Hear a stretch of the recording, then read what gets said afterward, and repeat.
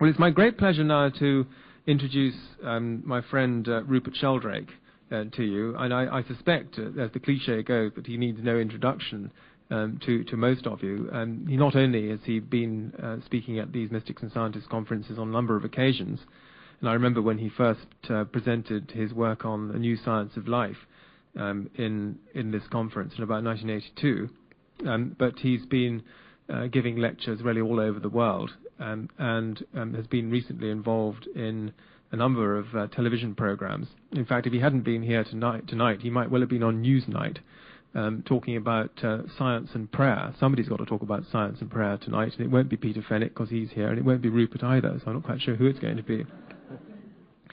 So Rupert, as you know, was originally trained as a biologist, and he's extended his biology so that his talk is more now about the extended mind rather than the extended body or the extended biology.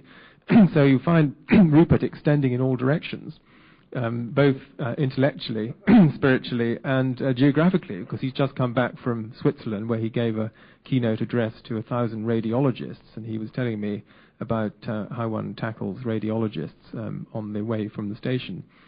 And it's a rather different atmosphere, as you can imagine, to a Mystics and Scientists conference.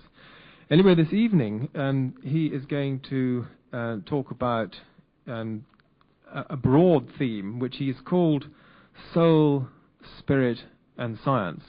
And as far as I know, this is a completely new talk, in the sense that you've never used this title before. And so you are the first people to hear Rupert talking about soul, spirit, and science. So a very warm welcome to you, Rupert, and many thanks for coming down.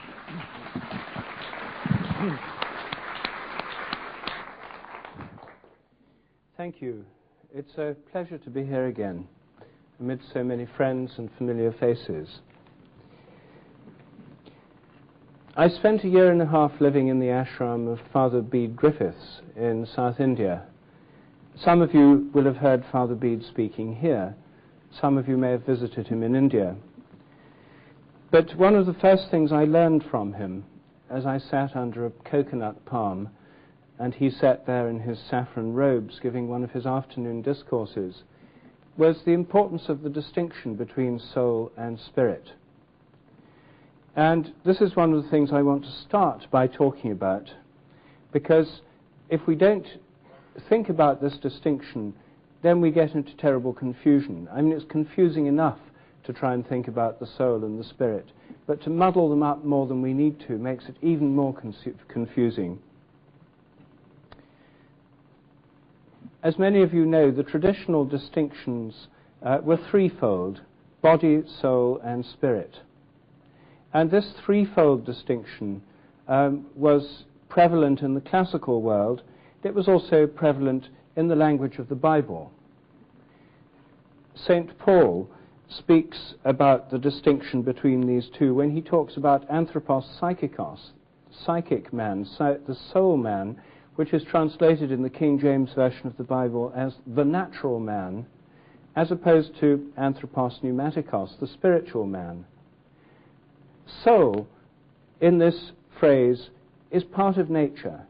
And for the Greeks and for the biblical writers, the soul is part of the natural aspect of humanity. It's therefore, in principle, within the realm of the natural sciences. Of course, we don't really at present have a science of the soul, at least under that name.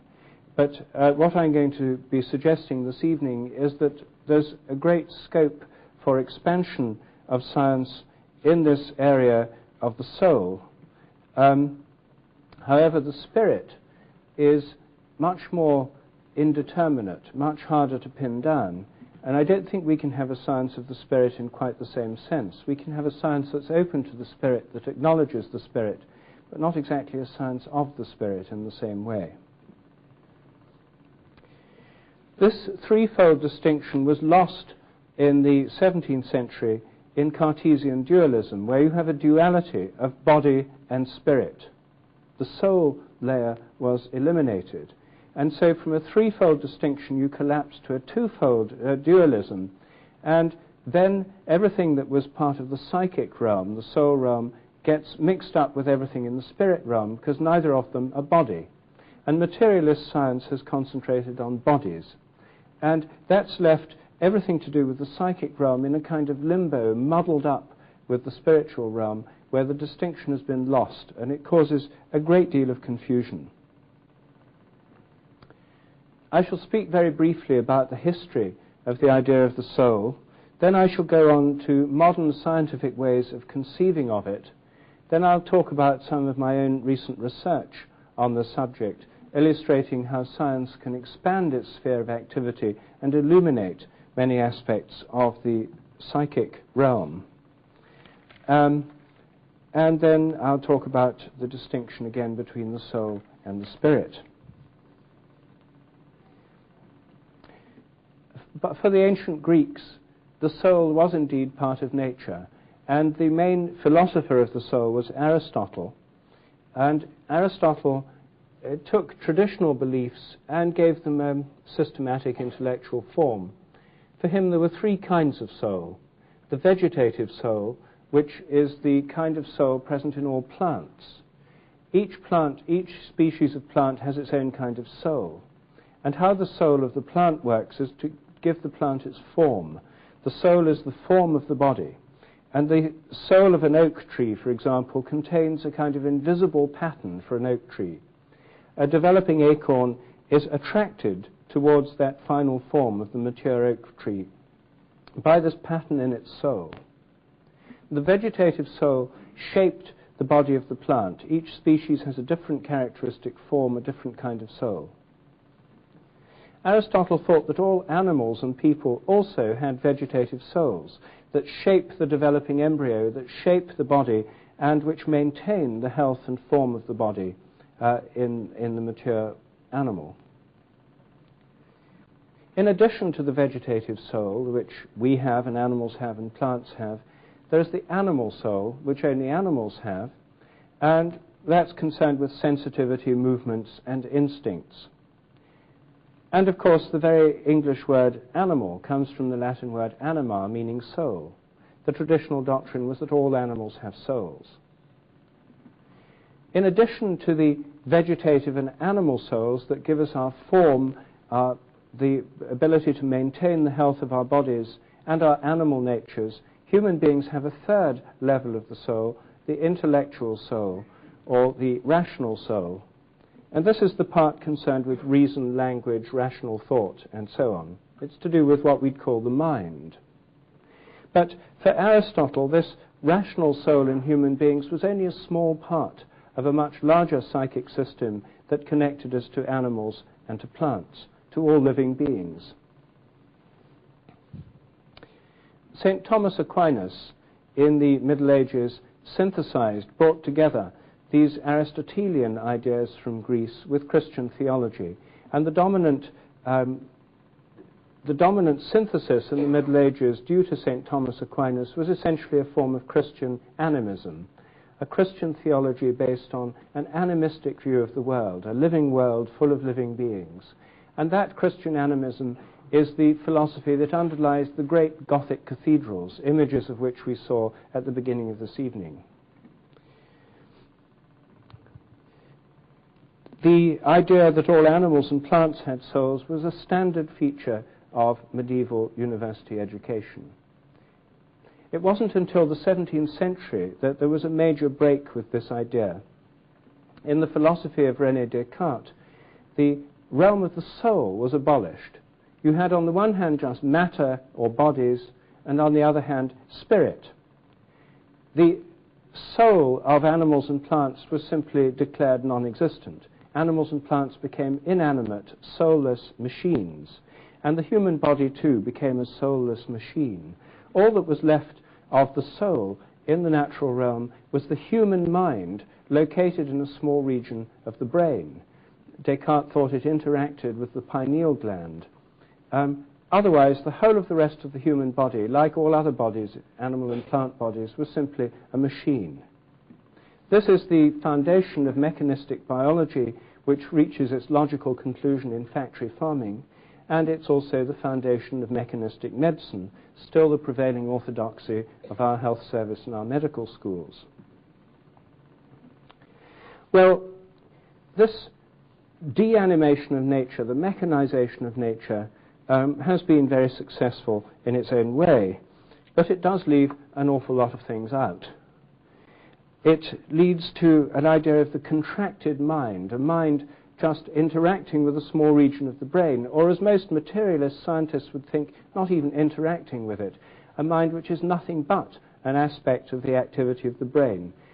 The great concept of the soul, which linked us to all of nature, the concept of the world soul, the whole world having a soul, this animated view of nature, is contracted until all we're left with is a rational mind somewhere inside the head. It's essentially the same theory as Descartes, except that the supposed seat of the soul has shifted a couple of inches from the pineal gland into the cerebral cortex.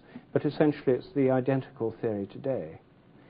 Matthew Fox, with whom I've written 2 books recently, the American theologian, has come to very similar conclusions through his study of the understanding of the soul in the West, and he's come up with the idea of the shrunken soul. We've all got shrunken souls today because this idea of the soul, originally a great idea, has become, first of all, denied to animals and plants, and then secondly, shrunken into a small region of our brain, while the rest is simply inanimate and mechanical. And Cartesian dualism was paralleled by the dualism that still underlies science, the dualism between inanimate matter, of which everything's supposed to be made, and non-physical laws, the laws of nature, which are like mathematical ideas, which are supposed to run the whole of nature, but which are neither themselves in space or time. This is the kind of mystical, it's the Platonic side of science, and it's just as important as the materialist side. Physicists tend to emphasize the mathematical or Platonic side, biologists the materialist side, but the two go together as part of a dualistic view of nature, deprived of the idea of the soul in between. However, the old idea of the soul has been creeping back into science in a subtle disguise. In the ancient Greeks' time, and also in the 17th century, it was believed that not just animals and plants had souls, but that magnets had souls. The lodestone was supposed to have a soul, which is why it could be attracted and repelled by things at a distance. Electrical bodies, like rubbed amber, were also believed to have souls. In the 17th century, these magnetic and electrical souls were abolished along with all the others. But electrical and magnetic effects were not abolished, they continued just as before. There were still mysterious attractions at a distance between magnets and between electrically charged bodies. For about 100 years, people just got used to this and called it an action at a distance, a kind of magical influence at a distance. But when Michael Faraday started thinking about these things in the 1840s, he realized there had to be some connection between a magnet and another magnet it was attracting. There had to be something there which was yet invisible. Some invisible connecting principle was there. And for that he used the word field. And with that concept, Faraday provided a substitute for the old idea of the soul, but on a more rigorous scientific basis. The magnetic field and the electrical field did everything that the magnetic soul and the electrical soul had done before. And he started a process in science whereby the old idea of souls as invisible organizing principles within nature, somehow, as it were, between the laws and matter, that these fields, they're immanent in nature, have gradually come to occupy a very major part of scientific understanding. Einstein's idea of the universal gravitational field does most of the things that the old world soul did. It's the invisible structure of space and time that holds together the entire universe, interconnecting everything within it. That's what the world soul of Plotinus did. And we now have a very similar concept through the universal gravitational field of Einstein. And right in the heart of physics, in the quantum matter fields of quantum physics, we have fields which organize the very fundaments of matter itself, now seen as vibratory patterns of activity within these fields. Within biology in the 1920s, the concept of morphogenetic fields was introduced, form-shaping fields. which organize living organisms, organizing the plant to give it a form, organizing the developing embryo to shape its limbs and its organs. And these fields are supposed to work by attracting the organism towards the final form of the species. They do almost everything that the vegetative soul of Aristotle or of St. Thomas Aquinas did, only it was now formulated in terms of fields. So even in biology, we've had a reintroduction of the soul concept in a field guise. This idea of morphogenetic fields is very influential in developmental biology. You can hardly understand the way plants or embryos develop without the idea of some sort of field that shapes it. But nobody knows what these fields are or how they work. Most biologists think that one day they'll be explained in terms of the conventional fields of physics and in terms of ordinary chemistry. I myself don't agree. I think we're dealing here with a new kind of field, and this is the basis of my idea of morphogenetic fields put forward in my books, A New Science of Life and the Presence of the Past. What I'm suggesting is that at every level of nature, every self-organizing system, the whole is more than the sum of the parts. A solar system is more than the sum of the sun and the planets. A planet is more than the sum of its geology and ecosystems. An ecosystem is more than the sum of the species in it. An organism is more than the sum of its organs. A society is more than the sum of its component members. A cell is more than the sum of its parts. A molecule is more than the sum of its atoms. At every level, there's a wholeness that's more than the sum of the parts. And that wholeness, I think, depends on the organizing field of the system, which I call the morphic field, from the Greek word morphe, meaning form. Part of my hypothesis is that these fields have an inherent memory, that each kind of thing, each species of plant or animal draws on a collective memory of the species.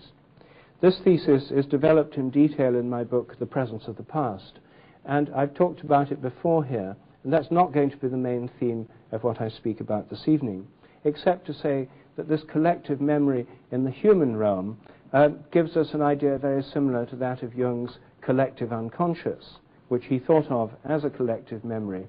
I think the collective unconscious of Jung is an example, a limited example, just one example of a much more general process of memory in the whole of nature.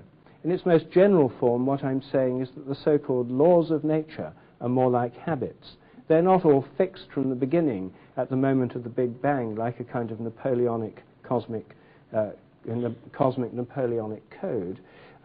Rather, they evolve and grow as the universe evolves, as habits of nature.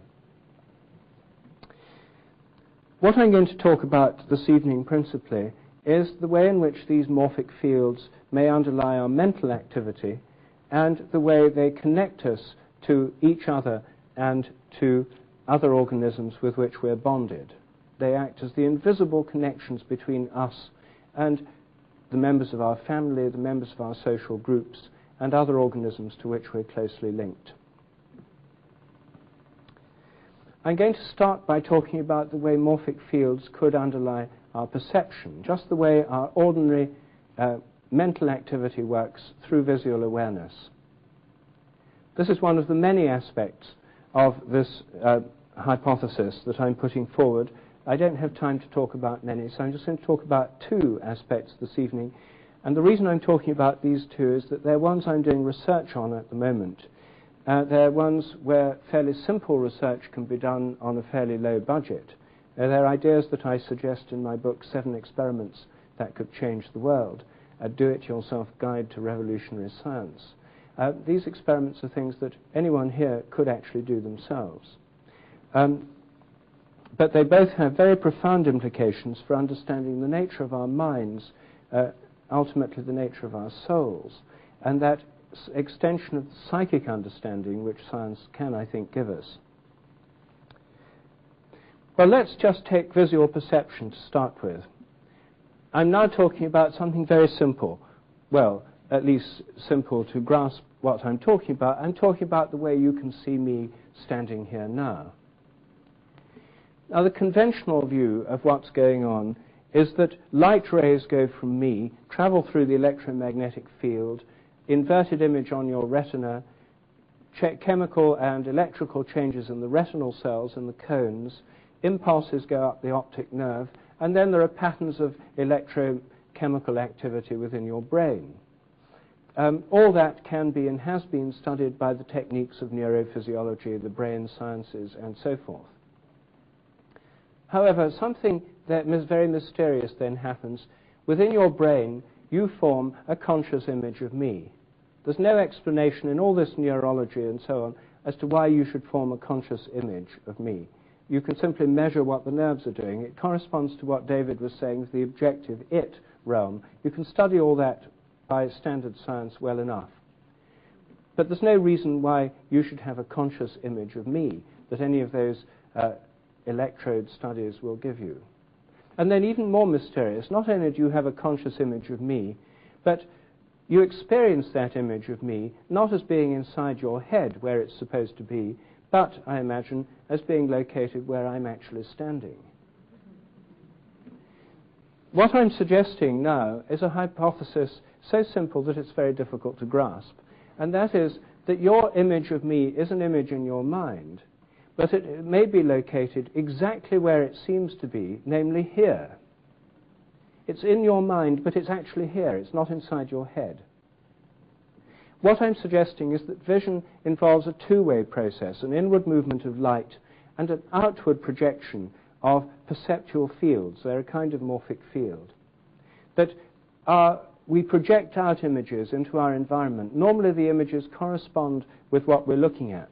Sometimes they don't. Then we have an illusion or a hallucination.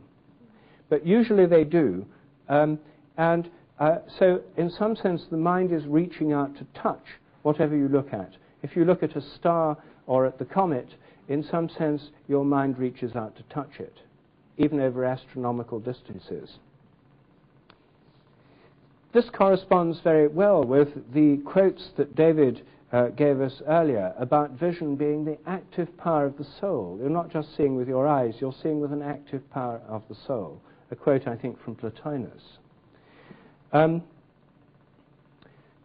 Well, this gives us a very different view of the mind. Instead of the mind, as you see me here, all being inside your head, I'm suggesting it's reaching out into this room, and in fact, whenever you look at anything or anybody, your mind is reaching out to touch them. Now, if I'm not just playing with words, then it should be possible to test this idea experimentally. If this is true, you should be able to affect something just by looking at it. Or you should be able to affect somebody just by looking at them. Now, is that possible? Of course, if somebody sees you looking at them, ordinary psychology tells us that, of course, you react, you respond in some way or another. But if they don't see you looking at them, if you're looking at them from behind and they don't know you're there, could they sense that you were looking at them? Could there be such a thing as the sense of being stared at from behind? Now, as soon as you put the question that way, you realize we're talking about a common, everyday occurrence. Surveys have shown that about 90% of the population have directly experienced this themselves. There's a slight gender difference. More women than men have experienced being looked at, and more men than women have experienced looking at someone and seeing them turn round. Nevertheless, one way or another, most people, even most children, have experienced this. I'd guess that most people here have experienced it personally. If you have, would you raise your hand so we can see? Have. Yes, well, certainly a majority of those here. Well, this is a common kind of experience. It has enormous theoretical implications, as I've just suggested. What does science have to tell us about it?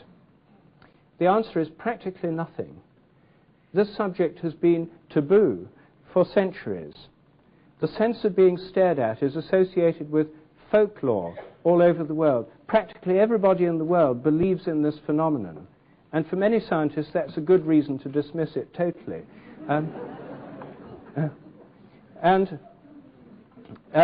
Every culture has a folklore about the power of the gaze, either negative, as in the evil eye, where it's believed that people could blight or damage something or somebody by looking at them with envy or anger.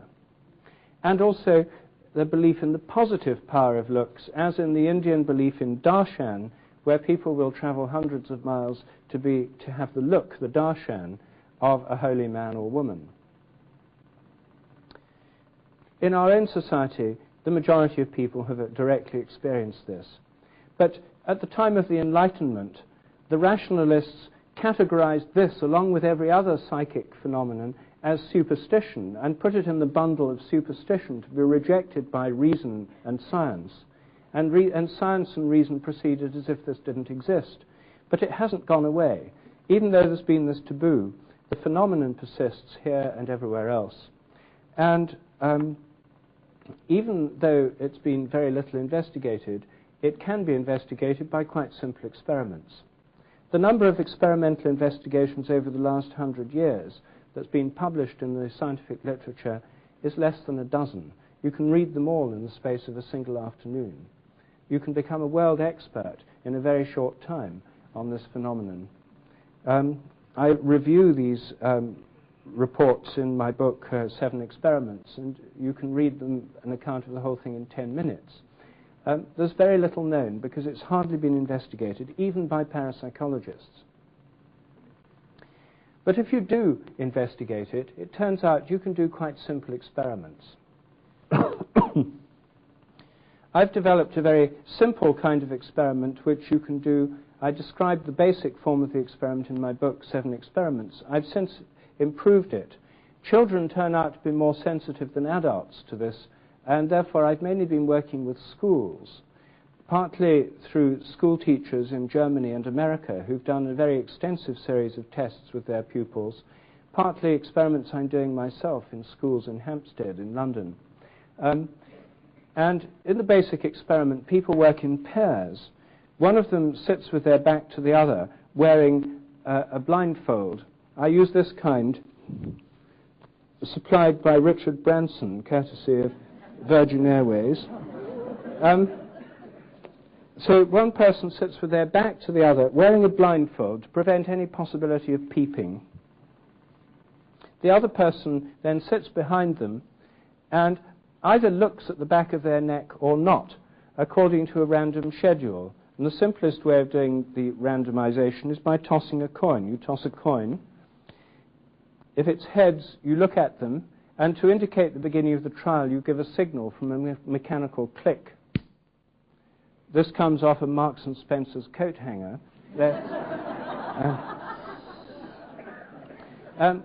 If it's tails, at the beginning of the trial, you still signal the beginning of the trial with a click, but you look away and think of something else.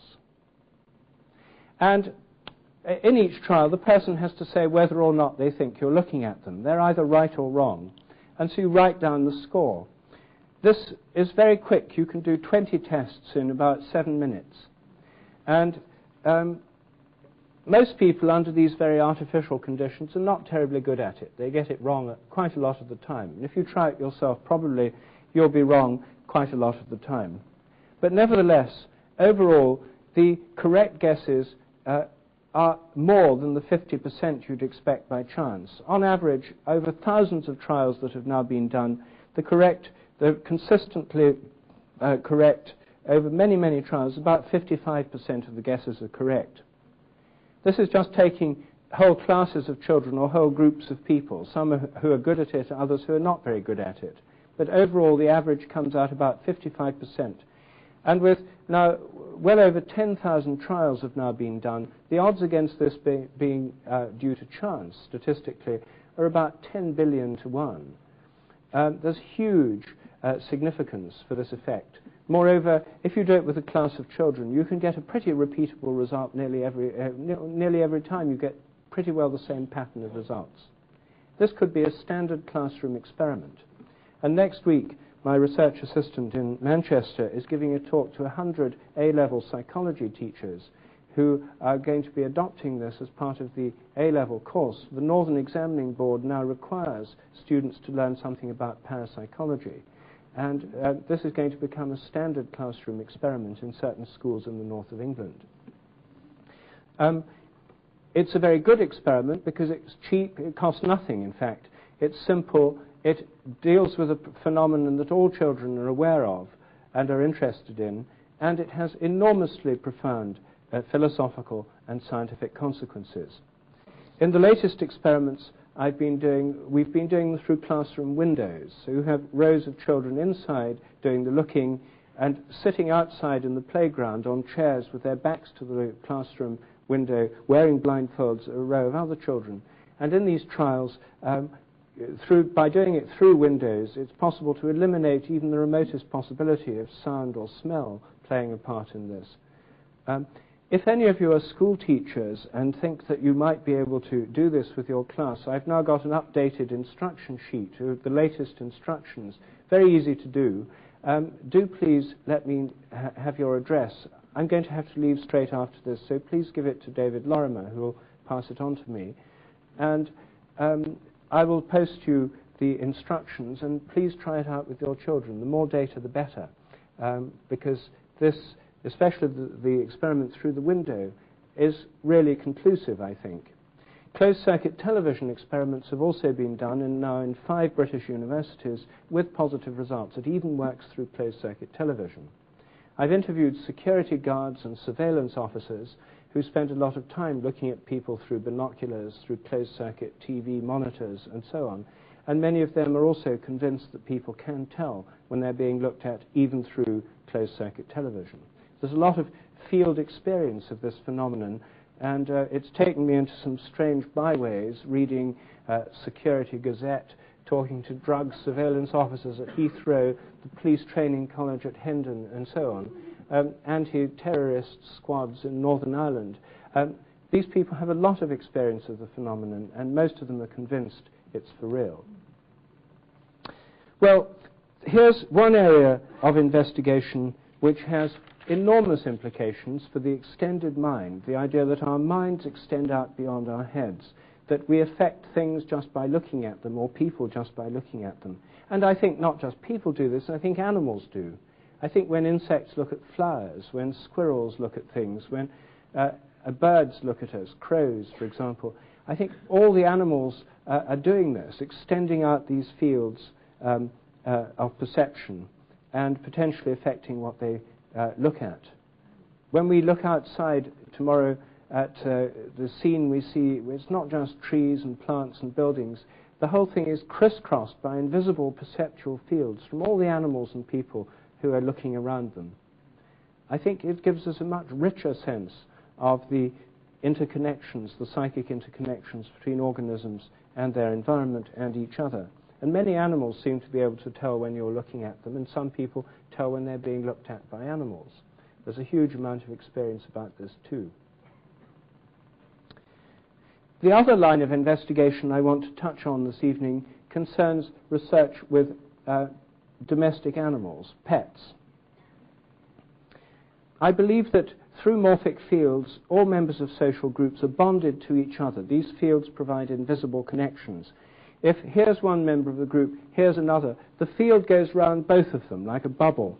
And if one member of the group goes away, say 100 miles away, they still remain connected. The field, as it were, gets stretched like chewing gum, invisible chewing gum, or an invisible elastic band, but it still continues to link them as an invisible bond. Now, I think this kind of bond links parents to their children, members of families to each other, members of social groups to each other all the time. I think these fields could act as the basis of telepathic communication between people who are close to each other at a distance, emotionally close to each other when they're far apart. But one of the areas which has proved the most fruitful for doing research on these social morphic fields concerns the bonds between pets and their owners, particularly those between dogs and their owners. Dogs are social animals, being descended from wolves, which are highly social, and they form quite often strong bonds with their owners. They adopt their owners as honorary dogs, as honorary members of their pack, and form strong bonds with them. Many dog owners, and cat owners too, have found that their animals seem to know what they intend to do. Many cat owners, for example, have found the cat seems to know when they're going to take it to the vet, even if they've given no visible sign of doing so. The cat often responds by disappearing. I recently did a survey of North London vets to see how many had noticed this from the other point of view. How many of them had noticed that people rang up to say they had to cancel the appointment because the cat had disappeared. There are 52 vets listed in the North London Yellow Pages. 51 of them said, oh, it happens all the time. People are always ringing up to say the cat's disappeared and they have to cancel their appointment. The one exception said, we had so many people cancelling appointments with cats, we've given up appointment system for cats. They just turn up with the animals now. Many dogs seem to know when they're going to be taken for a walk, even before the owner's given any visible signs. Now, in cases like this, unless you do careful experiments having the animal in a separate room, you can't completely eliminate the possibility of subtle cues, unconscious body movements, etc. But the phenomenon that I'm most interested in, where you can do that, concerns the ability of many dogs and cats to know when their owners are going to come home. Many people have found that their dog or cat seems to know when a member of the family, particularly the person they're closest to, is on the way home. I've been collecting reports of this. I now have hundreds of them on a computer database. They show remarkably consistent patterns. Dozens of women, for example, have told me that they have husbands who work irregular hours, who don't tell them when they're coming home, yet they always know because the dog will go and wait for them at half an hour or so in advance, so they always know when to start cooking their husband's dinner. So it's hot on the table when he arrives. So in many households, this is part of daily life. Surveys that we've carried out by random telephone survey techniques, household surveys in the Greater Manchester area, have shown that some 46% of dog owners claim their dogs know when a member of the family is coming home, compared with only 14% of cat owners. Now, I think cats are not necessarily less sensitive. I think they're just, on the whole, less interested. And so dogs definitely seem to show it more. As a matter of interest, how many people in this room have pets that do this kind of thing? Well, that's a lot, you see. It's really a lot. If any of you do have dogs or cats that are still alive and are doing it now at least 10 minutes in advance, could you please, if you're willing to help with some simple experiments, again, give your name and address to David Lorimer to pass on to me? Because we're looking for more people to participate in this research at the moment. And I'd be very grateful for any help you could give. Well, so far, experiments have been done with a limited number of dogs. So far, no experiments with cats. It's been rather hard to find cats in England that do this. But the experiments where the dogs we have looked at have given quite dramatic results. The experiments have been done where people have come home at randomly chosen times to avoid any routine effects. They've come home when the people at home don't know when to expect them, to avoid the pet picking it up from the changes in the emotions of the people at home. And they've come home by unusual methods, like in friends' cars, or taking trains and then cycling home from the station on a borrowed bicycle, or taking taxis. And the results have shown that the animals still seem to know. Moreover, the results have shown that they're not just reacting to their coming home, they're reacting to their intention to come home. In Germany, for example, a young woman who was doing this research with her dog came home in friends' cars and the dog still reacted. Then I asked her to try a taxi. When she took the taxi, the dog reacted 40 minutes before she came home, but she only left 30 minutes before. When I asked her what happened, she told me that I'd asked her to take a taxi, so she rang for a taxi from her friend's house, and she had to wait 10 minutes, saying goodbye to her friend and waiting for the taxi before she went home. The dog had reacted when she rang for the taxi. So obviously it's nothing to do with sounds and smells of vehicles. It's to do with picking up their owner's intention. In some cases, when people are returning from foreign trips, literally thousands of miles away.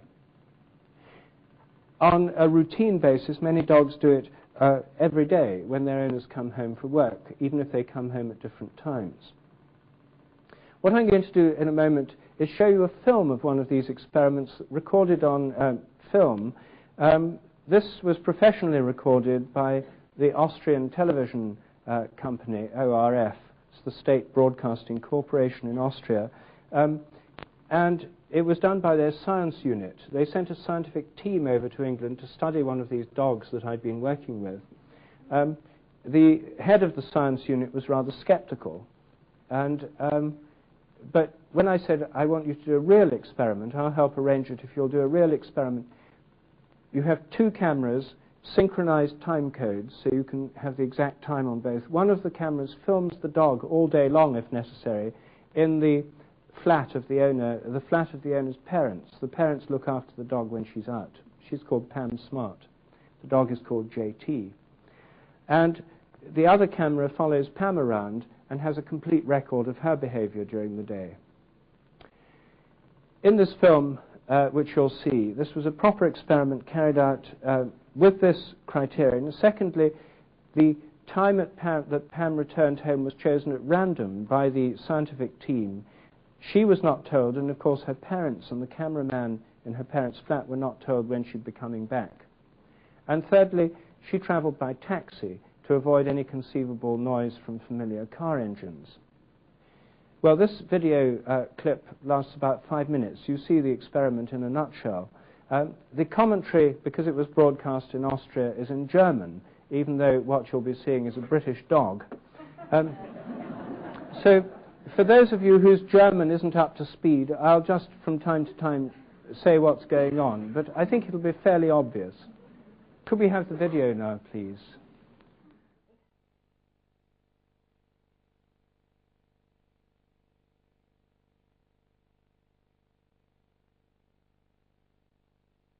And now we've done many more experiments with JT and have a large amount of, over 100 experiments now on videotape. Pam usually sets, when she's going out to do an experiment, sets up the camera pointing at the place where JT waits, switches it on the long play mode, and then we have up to 4 hours of film while she's out and before she comes back. Then from the film you can analyze every single time JT goes to the window. He does occasionally go to the window when she's not on the way back. For example, if a cat walks past, he goes to the window and barks.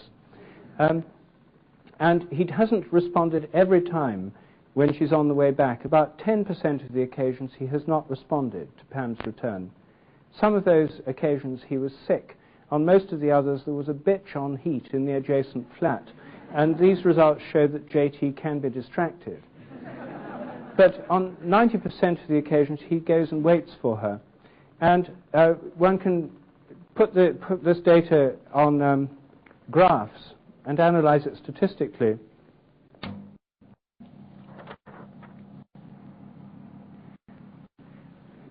The time that Pam's out can be divided into a series of 10-minute periods.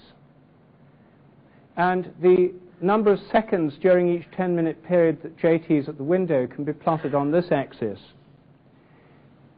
So you see there are bumps in the graphs which are due to JT barking at cats and passing dogs, sometimes watching neighbours mending their cars and so on. So you do get a certain amount of noise. But during the period that she's actually returning, JT is at the window a great deal more time than he is during the rest of the period. This is an average of 12 experiments when Pam was absent for a long period. This is from medium, 6 experiments when she was out for a medium length of time. Here are the times when she was on the way home. And here's some 5 short experiments where she was on the way home here. You see that JT begins to respond before she actually gets in the car to come home. And this is usually because she's saying goodbye to her friends, getting ready to go. Like in the Austrian film you saw, the dog responded before she got in the car, when she was told to go home, when she was walking towards it.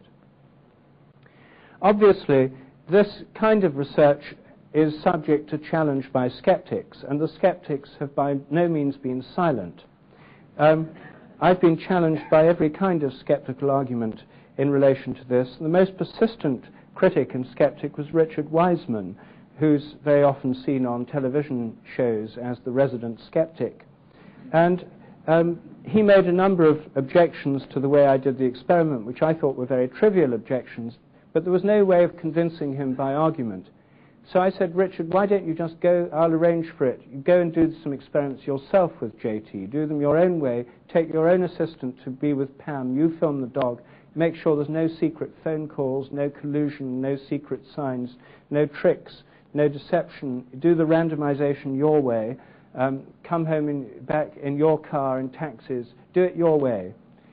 So he agreed to that. He did 3 experiments with JT. One of them, as it happened, involved a long, another a medium, another short absence. And these are the results he got.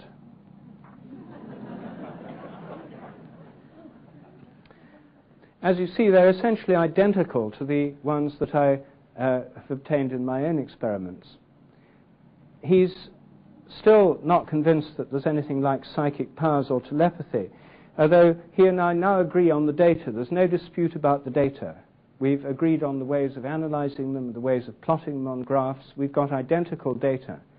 But he says it's not a sixth sense or telepathy or a psychic power. It's something else. So I say... So when I asked him what else it is, he says he hasn't yet found out what it is, but he's going to let me know. So anyway, this does turn out to be a very repeatable phenomenon. Unlike many phenomena in the realm of research with human beings of a psychic nature, this is a very repeatable phenomenon. It has the great advantage that dogs get excited about their owners returning over and over again. They don't get bored with these experiments like human subjects often do. You can do this sort of thing quite regularly, repeatably. We've now done these experiments with 2 or 3 other dogs, not yet any of this kind with cats. And it's very important, although the data on JT are very good indeed, and we have a very detailed understanding of JT, it is important to widen the base and to have other studies with other dogs, which is why if any of you do have dogs or cats that do this and would like to take part in this research, do please let me know, because it's really important at this stage to have some more detailed studies. It doesn't involve much disruption or inconvenience, and if you want it to be so, but not if you don't, there's a very good chance that your pet could be a star, because there's a huge amount of interest in this research from the media. Well, I don't think that dogs and cats have these kinds of abilities simply in order to intrigue their owners. I think that if they do it with people, they probably do it with each other in the wild. I think wolf cubs left behind when the older wolves go out hunting may well know when the rest of the pack are coming home with food. I think these things exist between animals in the wild. I think the sense of being stared at that I talked about is not just a bizarre human phenomenon, but part of our biological heritage. Animals probably know when they're being looked at by other animals too, when they're being looked at by members of their own species, maybe when they're being looked at by predators. If an animal could feel the steely gaze of a predator about to pounce and get out of the way, this would obviously have a great deal of survival value.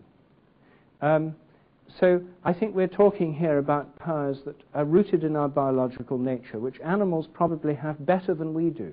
I don't think these psychic powers are an advanced aspect of human spiritual development. I think they're part of our biological heritage, which animals have to a greater degree than educated modern people. Less educated people and traditional peoples take these powers for granted and often exhibit them far better than modern urban people do. These kinds of powers, which most people would call a sixth sense, telepathy, or psychic powers, I think can be attributed to morphic fields, but you may think that's just another word for what we don't understand. Well, these are all attempts to put them into a framework of understanding. But my main point about these powers to do with fields, or if you like, psychic connections, is that these are not spiritual powers. They're part of our biological heritage. They're part of our psychic nature, which we share with animals. and which has been rejected by science because of the narrow materialist assumptions of science. It's not that these phenomena are rare. We've already seen many people in this room have experienced both of them. Most people have experienced the sense of being stared at, and many people have experienced these things with their pets. However, because of a taboo, they've simply been ignored by science. It's not that institutional science has carefully considered these phenomena and rejected them. There's been a taboo against even thinking about them, oddly enough, even among many psychical researchers. And so I think that science can be expanded by removing this taboo or just ignoring it. Science can be expanded to look at a very wide range of phenomena. Many pet owners have got many tales to tell. I have at least 20 categories on my database of uncanny behavior by pets, all of which would bear investigation, all of which would improve our understanding of animal nature and of human nature.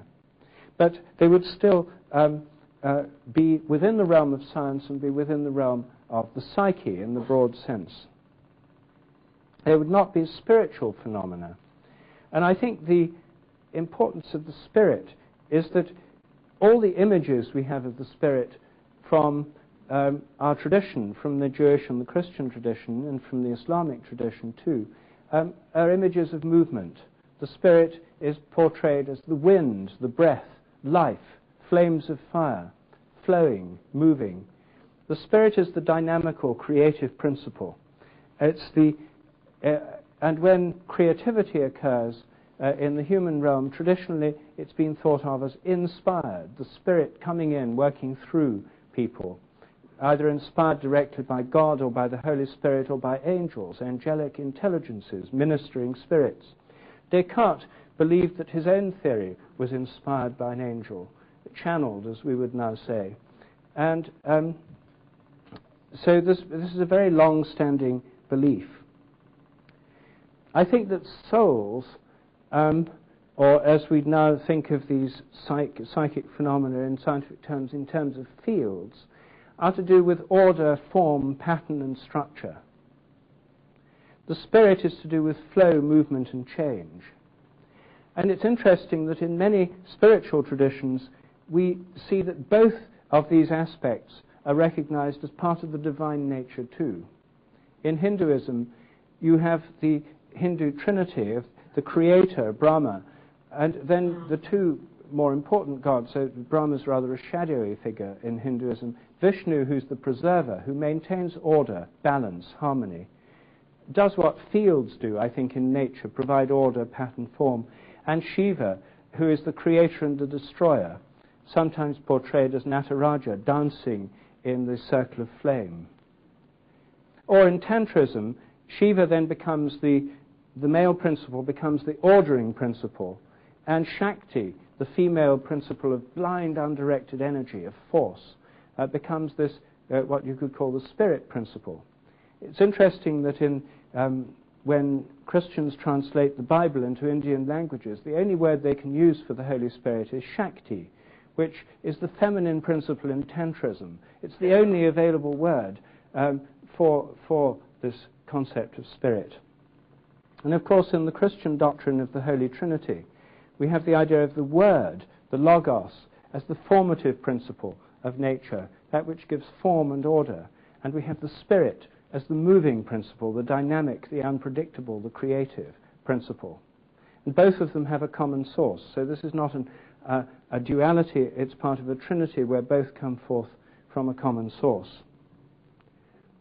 So when we're thinking about both divine nature and spiritual phenomena, we have to remember that the spirit is part or a manifestation of the divine, but in these ideas of a differentiated divinity, an ordering principle is also part of it. In modern science, I think that our concepts of fields and energy, on which all modern science depends and on which our modern notions of matter depend, also reflect this ordering principle of the fields, and energy, which is that which makes things happen, gives actuality, activity to things. And the two go together. The primary metaphor for spirit and for logos, or word, is of course speaking.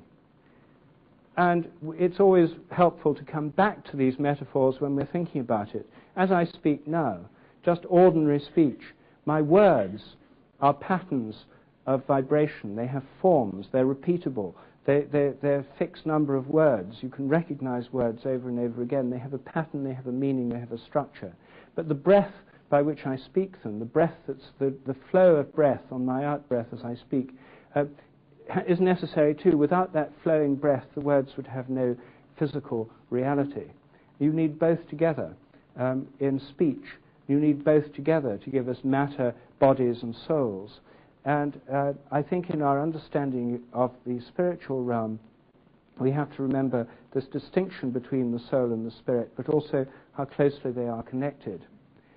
Science, for 3 centuries, has denied the realm of the psyche. It's just had body and laws. Now, through the field concept coming in, we've got this intermediate level. And by recognizing the links between the field concept and the older ideas of the soul, I think we can see that these changes in science are providing the possibility of a bridge between the realms of body and spirit. The traditional bridge has always been the realm of the soul. And once again, although with different names and in different forms, that bridge is being built up. And I think as we enter a new millennium, we can look forward to an era when science and spirituality are no longer seen as totally separate or even conflicting areas, but ones which can mutually enrich each other and form bridges and connections between them. That's an exciting prospect, and I think that we stand on the threshold of it. Thank you.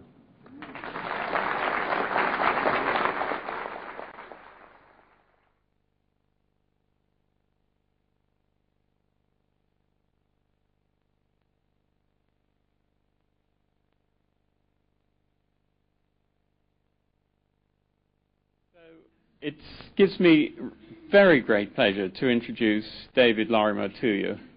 David, for those of you who don't know, and I expect you all must know, is director of the Medical and Scientific Network, and it's through David's creativity and sensitivity that the network is in the position that it is, and also that these Mystics and Scientists Conference have achieved the very high level of excellence that they have. When I asked David just before this evening what he would like me to say about him, he said, "Oh, for heaven's sake, Peter, keep it short, just make it informal." So, David, let me introduce you.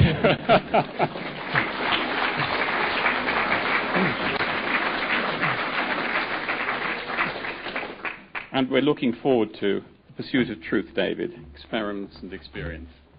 Thank you, Peter.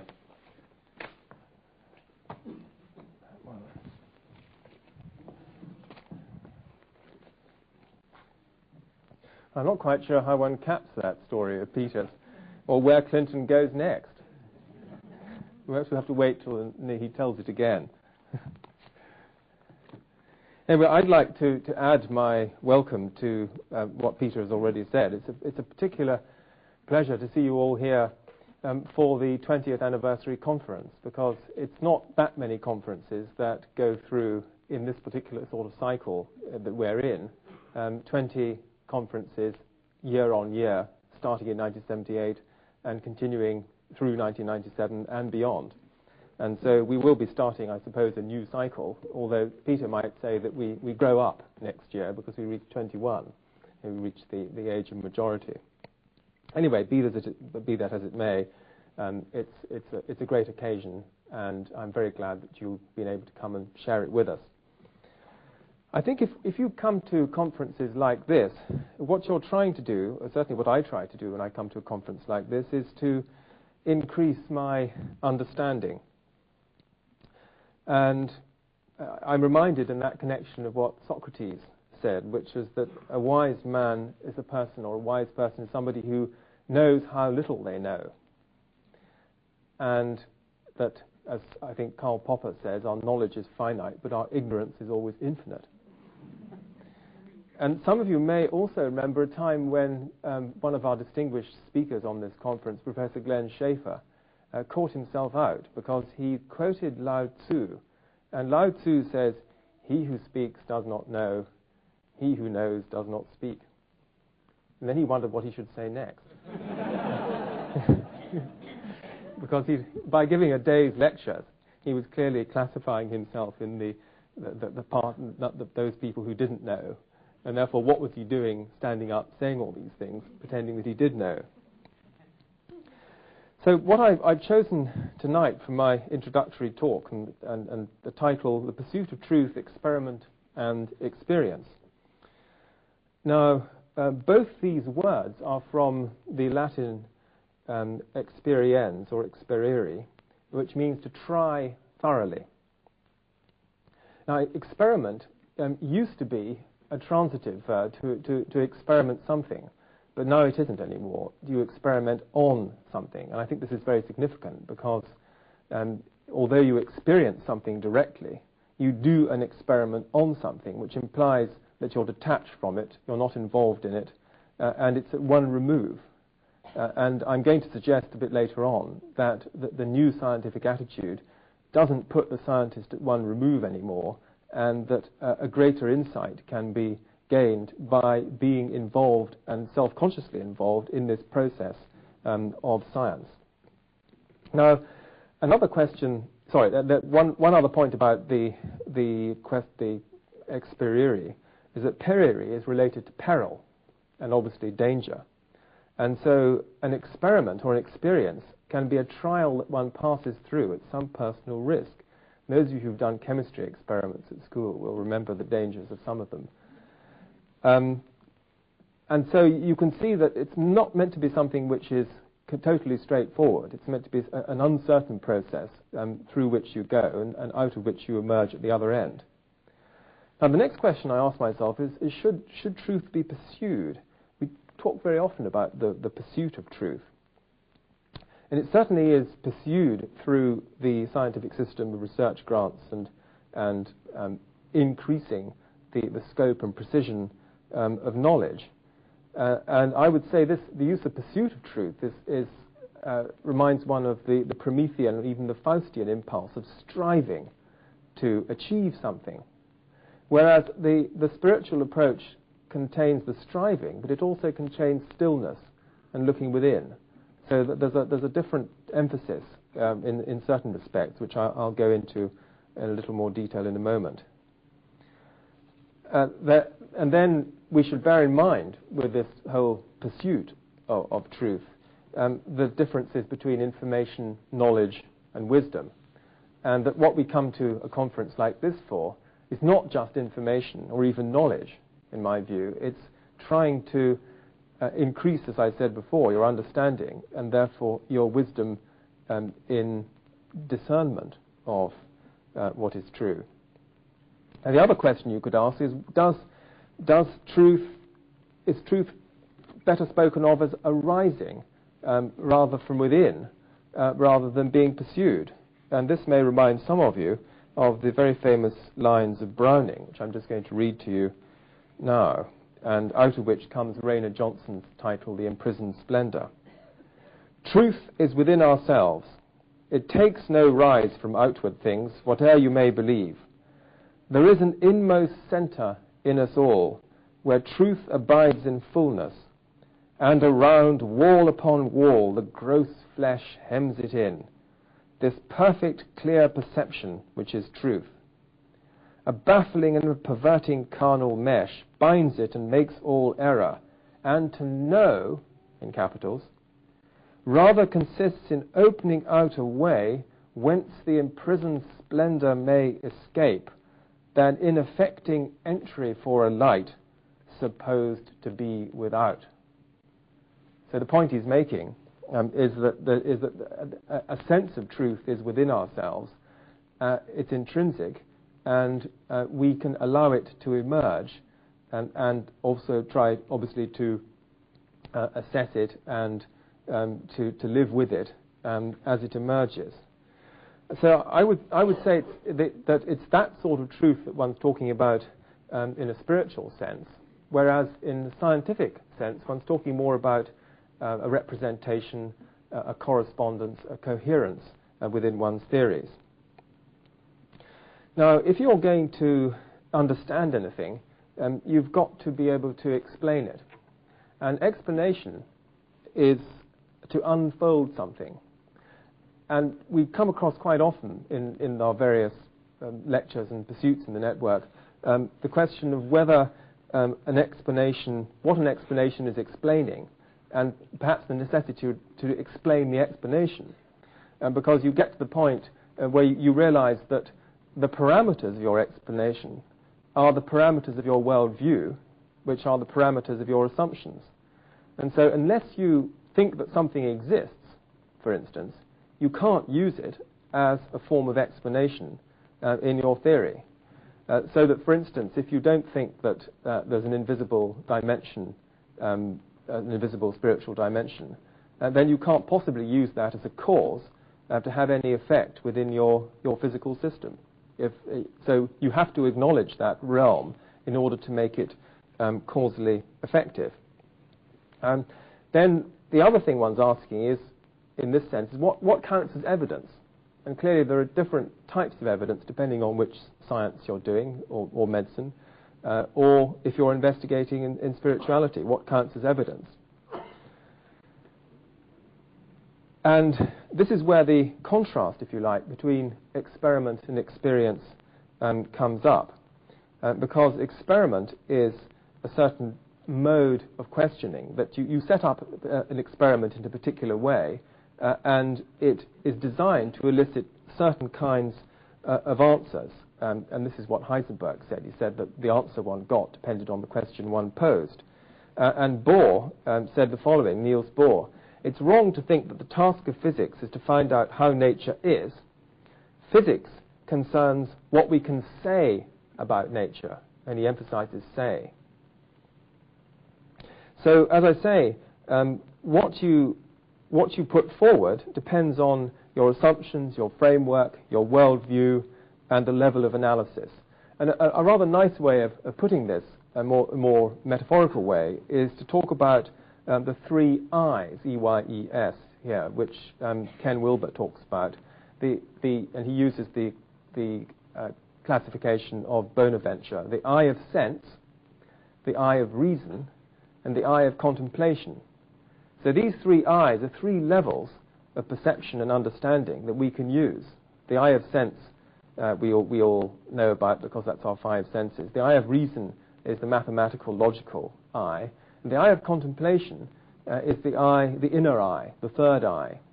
And you can't explain what the eye of sense can see at the wrong level, the eye of contemplation, or more to the point, you can't reduce the eye of contemplation insight to simply the sensory dimension. And this tripartite division goes back to the Greeks, so that you have, for instance, in Plotinus, he talks about sense, reason, and intellect. And intellect is used in its old form here, meaning the higher mind or intuition, the nous in Greek. And what he says is that the nous beholds things in their true relations beyond the separating and recombining function of discursive reason. You might find that rather a mouthful.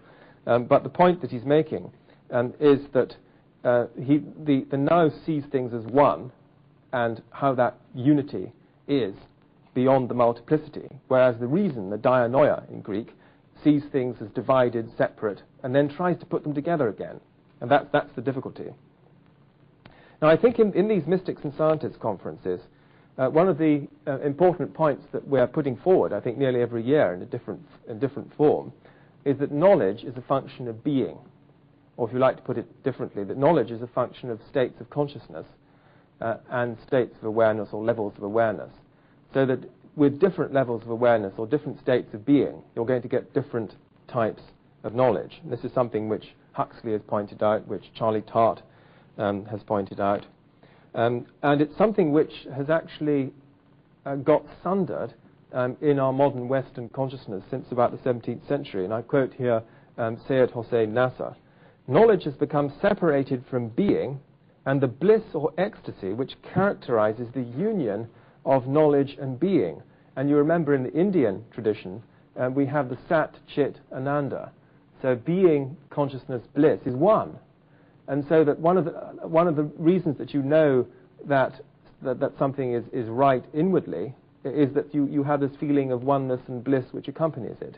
I'm not saying throw away reason and don't test these ideas, but simply that there's a state of joy which accompanies knowledge in this sense. And he criticizes the fact that knowledge has been externalized, this unitive knowledge has been externalized, and the vision of duality has blinded us to what he calls the primordial knowledge, which lies at the heart of our intelligence. And this source of knowledge, and this is the important point, is also the source of being and of love. So this is a transcendent source, which I believe that we emanate from, if you like, the spirit with a capital S, which is the source of being, the source of knowledge, and the source of love. And so NASA says this: the very essence of things is God's knowledge of them, and that there is a reciprocity and finally identity between knowing and being. I think this is, as I say, I think this is a crucial point, because if your knowing is detached from your being, then it's incomplete. And the sort of knowing that is invested with being is more adequate than knowledge which is not invested with being. And Plotinus puts it like this: it is not the eye which sees, but the active power of the soul. Novalis makes a similar point. How do we see physically? No differently than we do in our consciousness, by means of the active power of imagination. Consciousness is the eye and ear, the sense for inner and outer meaning. It's an enormously profound statement. Consciousness is the eye and ear, the sense for inner and outer meaning, the active power of the soul operating through the senses. Eckhart, similar point. The eye with which I see God is the same eye as God sees in me. And here reason gets stuck in trying to understand this kind of thing. Ruysbroek: by means of this inborn light, they are transfigured and made one with that same light through which they see and which they see. So you see through, but it's also seeing through you. So you have this co-inherence, this reciprocity, this panentheism of being. So you can ask, well, what is real in all this? What is reality? And I think that Plotinus again hits the nail on the head here when he says that we are within a reality which is also within us. We are within a reality which is also within us. So that's the immanence and the transcendence. And I think what we find in both science and mysticism is what René Weber talks about as the search for unity, a parallel principle.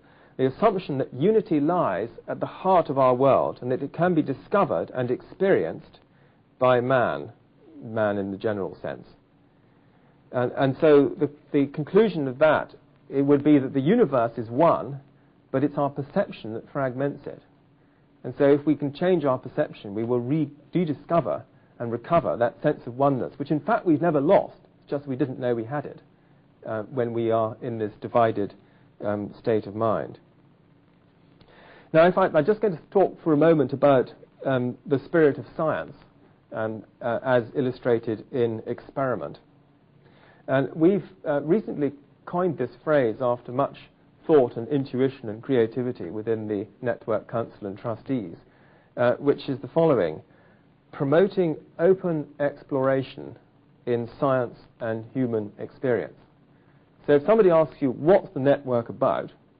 And you can memorize that or remember that phrase, it's promoting open exploration in science and human experience. It's very broad, but it's important that it's open and that it's exploration. These are absolutely key elements. I'm going to give you one or two quotations which I think illustrate this from scientists. Poincaré: the scientist does not study nature because it is useful, but studies it because he delights in it, and he delights in it because it is beautiful. So the aesthetic sense. If nature were not beautiful, it would not be worth knowing. And if nature were not worth knowing, life would not be worth living. Wonderful statement from Poincaré. Einstein: I maintain that the cosmic religious feeling is the strongest and noblest motive for scientific research, the sense of wonder. And if you ask scientists, I'm sure Rupert, I've heard Rupert talk about this before, if you ask scientists why they went into science, then you will often find that it was an early experience of wonder and beauty, which made them want to find out more than they already knew. And then here's a different sort of scientist, Wordsworth. Poetry is the breath and spirit of all finer knowledge. It is the impassioned expression which is the countenance of all science. By science he probably means knowledge there, something rather broader than what we would understand as science. And what I'm going to suggest is that both in science and in spirituality,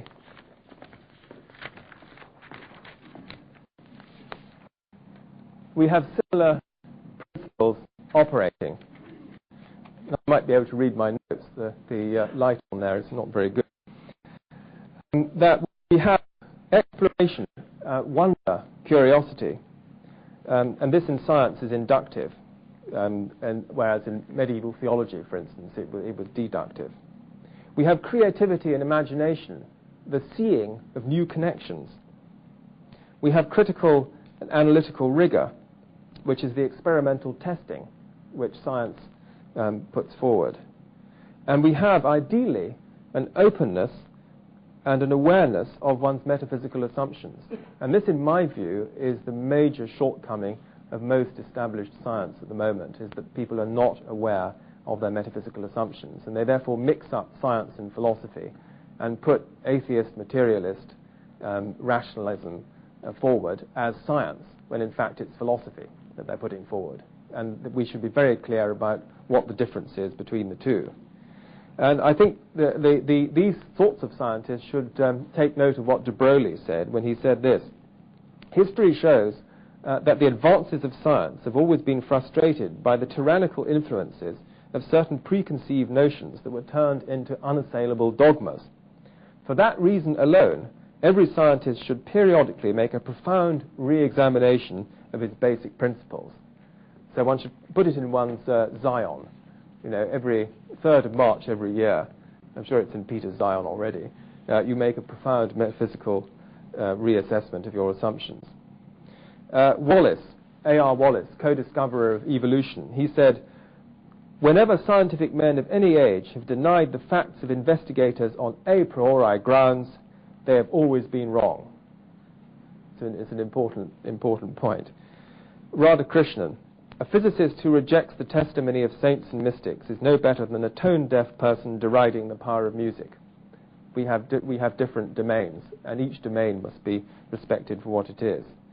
Karl Popper, "As long as science is the search for truth, it will be rational critical discussion between competing theories and rational critical discussion of revolutionary theories." Now that's the ideal, that the discussion should be both rational and critical. Often it's irrational and critical, but we should be holding out for the ideal in science. And remember that science is in fact a system of hypotheses, not a body of knowledge.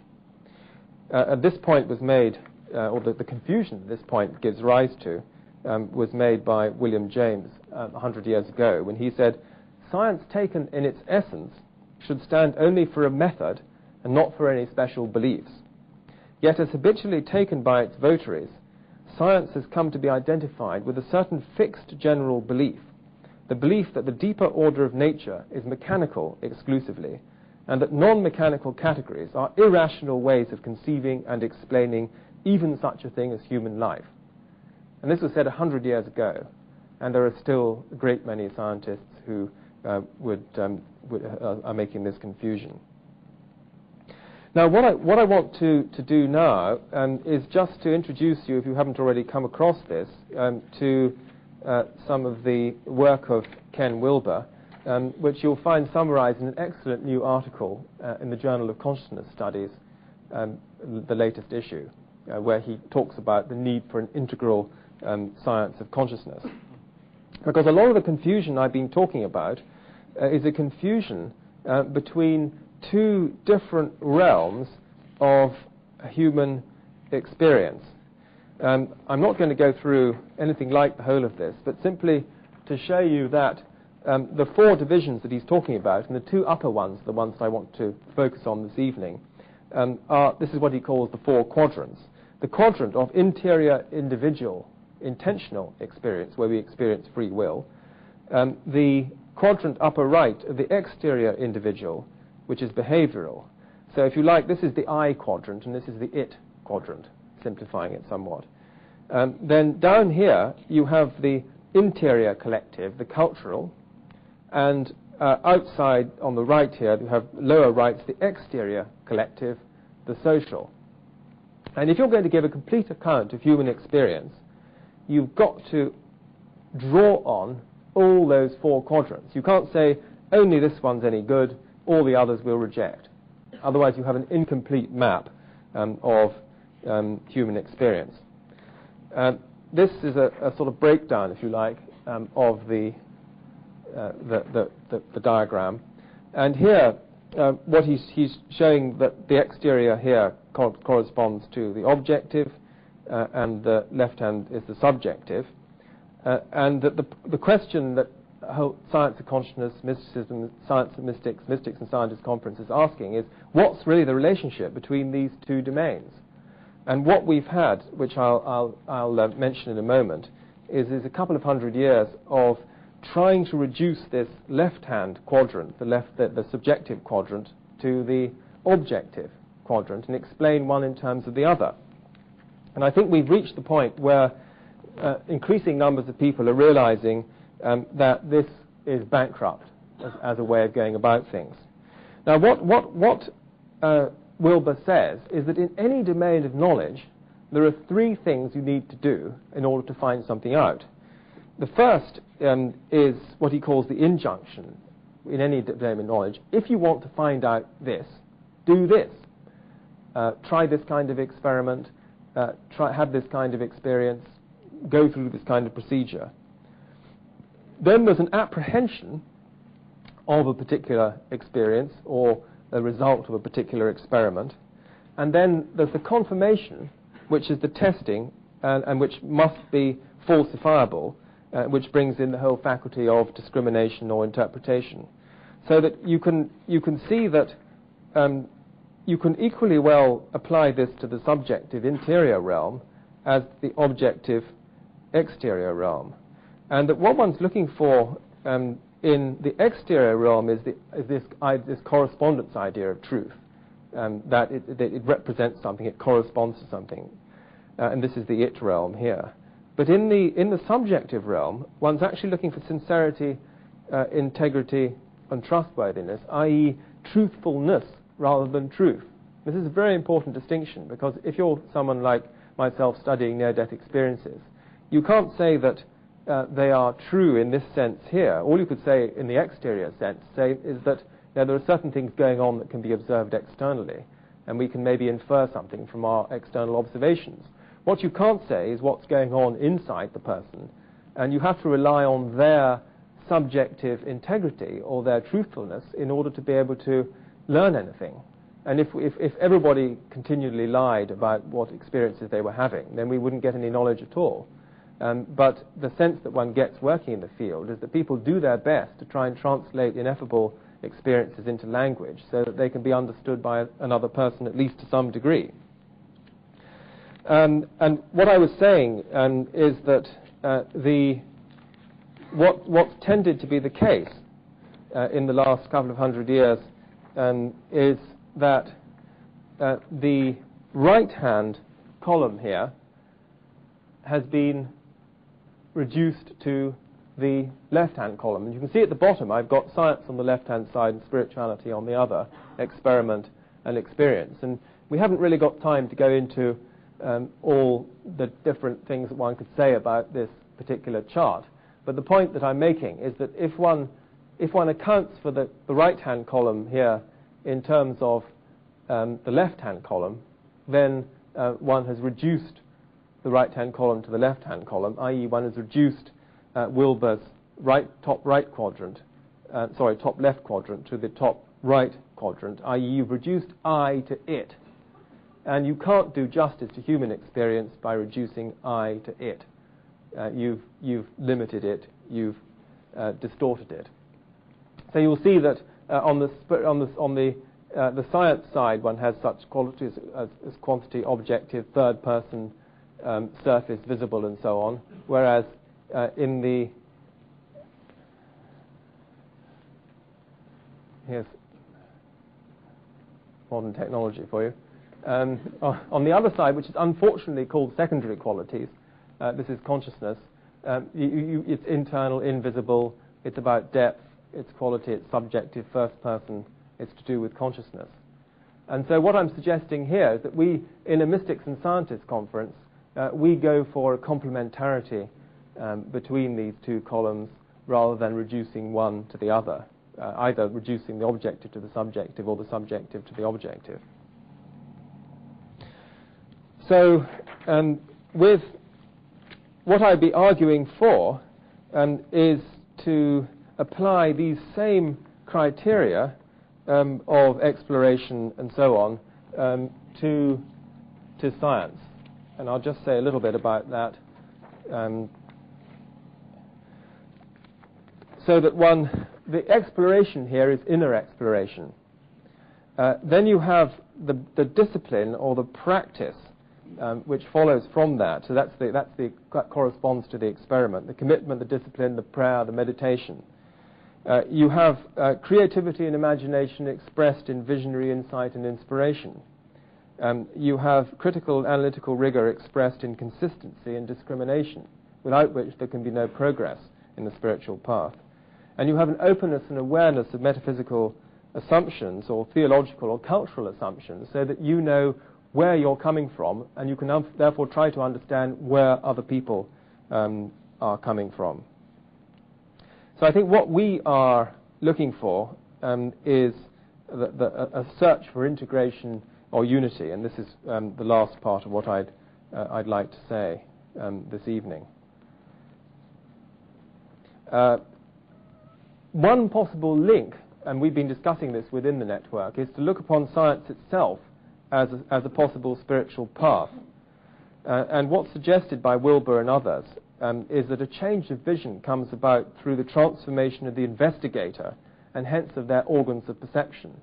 So that a true science of consciousness actually involves the transformation of the investigator, not just looking at everything from the outside. And as Wilbur put it, you aren't changed by reading Dan Dennett's Consciousness Explained, but you would be changed by practicing exercises leading to Plotinus's visionary insight. You couldn't help it.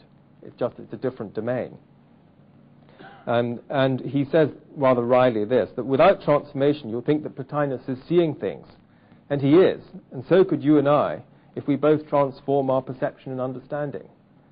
So you really see things in a really creative sense. So in looking for this integral vision for science and mysticism, I quote Plotinus again as an example of somebody who I think did integrate these two streams. And he saw the universe as a living chain of being, an unbroken series of ascending or descending values in existence. And there was an outflow of creative energy balanced by a current which carries all backwards towards the source of being. So you've got an out-breath and an in-breath in the same process.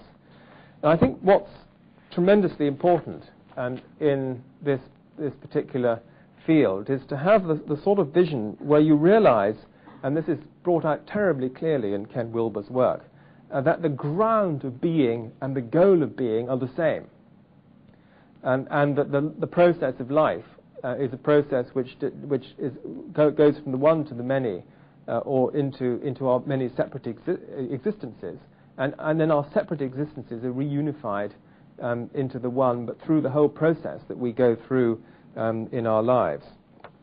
And he was very against the Gnostics for this very reason, because they split off the world from the spirit. And he quotes, this is Wilbur, quoting the 18th century thinker Schelling, that mind and nature are differentiated, but the transcendental and unifying ground of both is forgotten. And so the spirit is the very process of the one expressing itself through the many, i.e. through the processes of consciousness and nature. And I think these next couple of sentences are the absolute key of this new integral vision. Spirit is the only reality beyond mind and nature. Spirit descends into manifestation, but this manifestation is nevertheless spirit itself. So you don't separate the manifestation from the ground. The ground is expressed in the manifestation. Spirit is knowing itself, and it recovers itself in non-dual awareness. So the whole process of the evolution of consciousness is towards the recovery of that identity of knowing and being, which I started off with earlier in my talk. And then I think this last sentence here encapsulates what Wilbur is trying to say. Spirit knows itself objectively as nature, and this is what the business of science has been up until now. Subjectively as mind, this is self-awareness, and knows itself absolutely as spirit. And this is when the mind knows itself, knows its ground as spirit. And then, in that sense, the spirit then knows itself again, even though it never stopped knowing itself. It's just we've forgotten about it. As Plotinus says, remembering is for those who have forgotten. So the spirit is the source, the summit, and the eros, the principle of becoming, of the whole sequence. And it's absolutely brilliant, this insight, because it unifies the ground, the goal, and the process. They're not separate. They're part of this integral vision. And so what I'm suggesting is that science needs to deepen into what one might call a scientia sacra, the sacred knowledge, scientia in its wide sense of knowledge. The mind can no longer be divorced from the heart. And it's the eye of the heart which perceives the unity, which is at once the origin and the end of the multiplicity perceived by the mind, and, this is NASA here, the mind's own power to analyze and know discursively. So this is part of our faculties, but it's not the whole thing. And the spirit is also expressed in our analytical capabilities, but we must recognize the limits of our analytical reason. The light with which the mind is seeking to discover is itself a ray of the light of God. So the eye which is trying to look is the same eye as was looking through. So that we go from theoria, contemplation, theoretical understanding, to gnosis, to realized gnosis. The realization of a knowledge which, being itself sacred, demands of a man all that he is. That is why it is not possible to attain this knowledge in any way except by being consumed by it. So you have this ultimate integration of knowledge and being. And I'm going to leave you with a quotation from Rumi, which I think summarizes this whole process. The result of my life, says Rumi, can be summarized in 3 words. I was immature, I matured, and I was consumed. Thank you.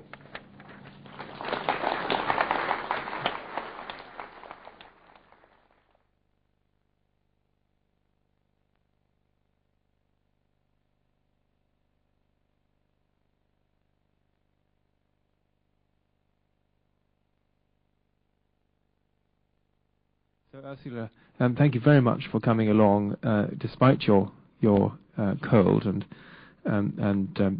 difficulties. We had this morning. Dana Zohar said that she'd just come back from Stockholm, and just to show that we have travelling lecturers here, I'll tell you that Ursula has just come back from Oslo, where she was lecturing on Thursday. Ursula, it's a great pleasure to have you with us.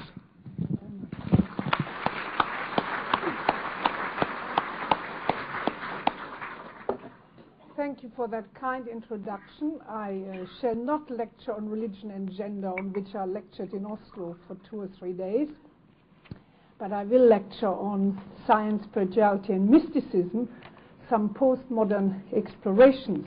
Now, someone had just misread this title as some post-mortem exploration. Well, I can unfortunately not help you with that. I shall keep to this side of life rather than the other side. But I'm very pleased that David has lit a candle, because I feel almost that on this wonderfully brilliant sunny spring day, this hall is like being in a cave or in a room. And it's not a bit like the light of spirituality or the light that I associate with the spirit. I somehow want to knock holes into the wall to open the windows and see the sky. And I feel a little bit trapped in. Now, I hope you will feel with me and listen to what I have to say. Now, the title of this year's conference, The Spirit of Science and the Science of the Spirit, the Science of Spirit, is actually very intriguing in the sense that in 1932, the French philosopher Henri Bergson, in his very well-known work, The Two Sources of Morality and Religion, not only developed ideas about the contrast between a closed society with a static religion and an open society with a dynamic, mystical religion, an open society which he said could in principle embrace the whole of humanity rather than only a traditional tribal group. And he has a wonderful passage at the end of that book about the science of spirit, which is actually a very interesting quotation. And he says there, we have spent all our energies that we have at our disposal to the physical chemical energies and to a science that was concerned with matter. But what about things spiritual? Has spirit been scientifically investigated as thoroughly as it might have been? Do we know to what results such investigations might lead? Science first attended to matter. For 3 whole centuries, it had no other object. And even today, when we leave the word science unqualified, it is understood that we mean the science of matter. We have indicated why the scientific study of matter preceded that of the spirit. The most pressing needs had to be taken first in human society. Nor was it desirable, indeed, to begin by the science of spirit. It would not have attained, unaided, the precision, the rigor, the demand for proof, which have spread from geometry to physics to chemistry to biology, until such time as they might rebound on the science of spirit. And for him, this time is now. Now, that was over 60 years ago, so it is very appropriate that we're still looking for the science of spirit in a very scientific manner and way. And I think this is also a concern which relates to much of the current temper of postmodernism, which denotes, postmodernism as a critique of culture denotes the limits of reason, especially of instrumental reason that has been too sure of itself. It indicates a crisis bound up with a decline in the ideologies of progress and scientism. It questions the central modern emphasis on subjectivity and rationality. But this does not mean that it rejects all gains of modernity, such as the importance of the historical matter, the important method, the importance of secularity, the autonomy of society and culture, and in fact much of the scientific method itself. But contemporary postmodernism is characterized by much experimentation, by an interrogative method, by transformation, by the recognition of differences and the recognition of the other. Innovative experiments are taking place in contemporary art, in philosophy, in politics, and literature, but also in contemporary spirituality. In fact, it seems to me that the increasing growth of interest in spirituality is very much a hallmark of postmodern consciousness and culture, which provide a new context for both faith and spirituality.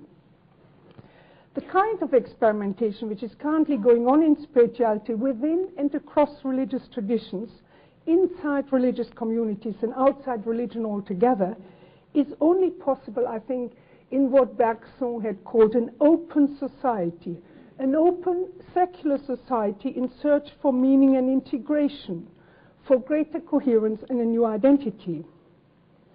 Historically, of course, and etymologically, the word spirituality is linked to the history of Christian theology. But today, the concept is used generically as transcending the assumptions of specific religious traditions. And it's become a general code word for the search of direction, for the search of purpose and meaning, relating to the deepest dimension of human existence and to our self-understanding. So spirituality is no longer based on an a priori standpoint, on a particular theological doctrine, but it is rooted in a search, in experimentation, in questioning, in exploring, in our whole anthropological approach to the study of ourselves.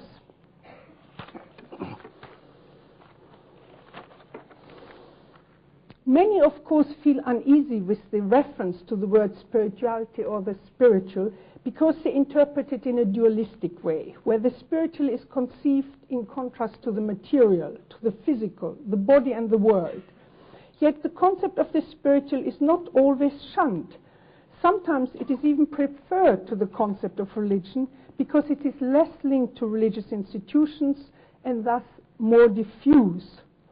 From yet another perspective, the spiritual is not so much seen as diffuse as, on the contrary, the most centered, the very heart and depth dimension of religion, especially realized through religious and mystical experience. I hope this is not a sign from above that I'm getting too long.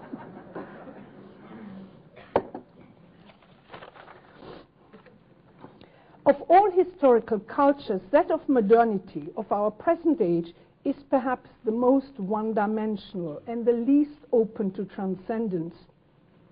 It is often marked by great spiritual poverty and alienation. The sociologist Peter Berger has referred to our modern world as a culture with no windows on the wonders of life. For many people, there's no sense of a transcendent horizon or of the depth dimension and the degrees of interiority to which human consciousness can have access. Whilst modern psychoanalysis is exploring ever further the recesses of our conscious and unconscious mind, we seem to have lost a sense of the soul, sense of the spiritual nature and destiny of the human being. And many people are what one meditation teacher has called deeply spiritually wounded. Compared with the Christian Middle Ages, the onset of modernity brought a loss of spiritual life and substance in the West. But this began long before the Reformation, because the gradual separation between spirituality and theology occurred all through the Middle Ages and led to a division between affectivity and conceptual knowledge, so that theology itself became a very rationalistic enterprise. Spiritual life, previously so central to a whole culture, moved increasingly to a marginal position within society as a whole, but also within Christian theology itself, so that modern spirituality developed into a highly private mode of religious expression. So that we have today a proliferation of all kinds of personal, mystical spirituality, which have developed relatively independently without an impact on the whole of society. And I'm particularly concerned with the interconnections, the relationships and the dialectic between spirituality at the personal and social level. Today, the public domain of politics and economics is marked by the absence of spirituality rather than its presence.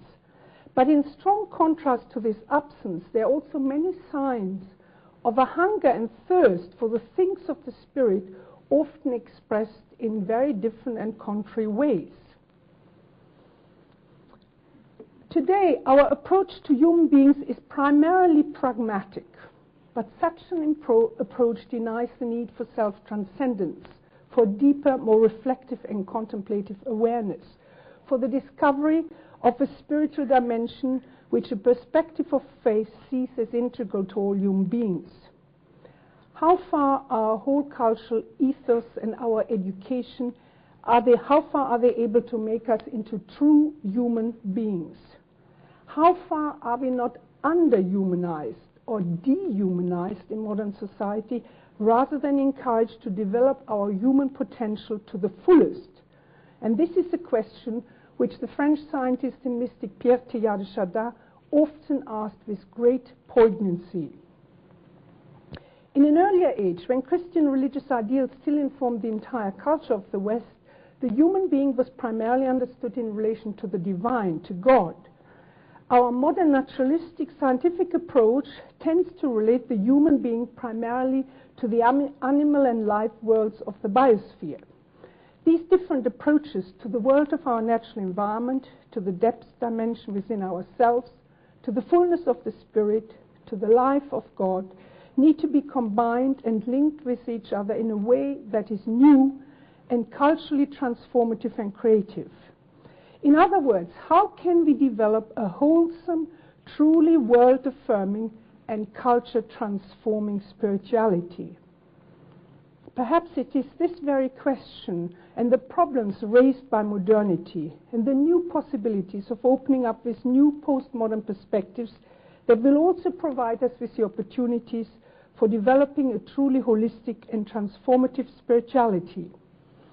I think contemporary spirituality is at the crossroads, and we can see this in this very existence of the conference, which has been going on for 20 years, to bring our knowledge of science and our knowledge of spirit together in a new creative integration.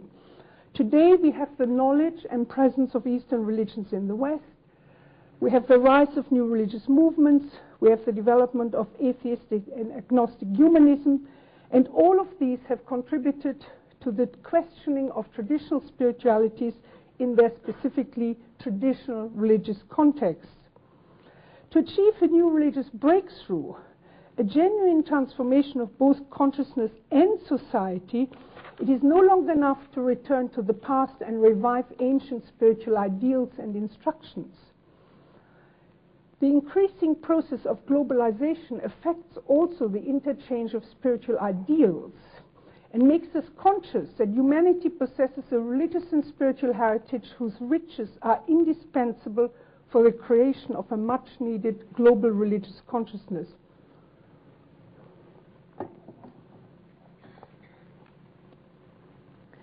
With the rise of such a consciousness, will the rise of such a consciousness lead to a new flowering of spirituality in the age of postmodernity, I ask?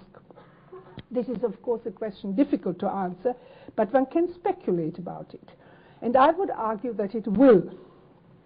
There are numerous current signs of a growing interest in spirituality, not only at the level of practice, in the growth of retreat houses, the increasing number of spiritual counselors and spiritual writings, in the meditation centers and so on, but also at the theoretical level of critical debate in new understanding.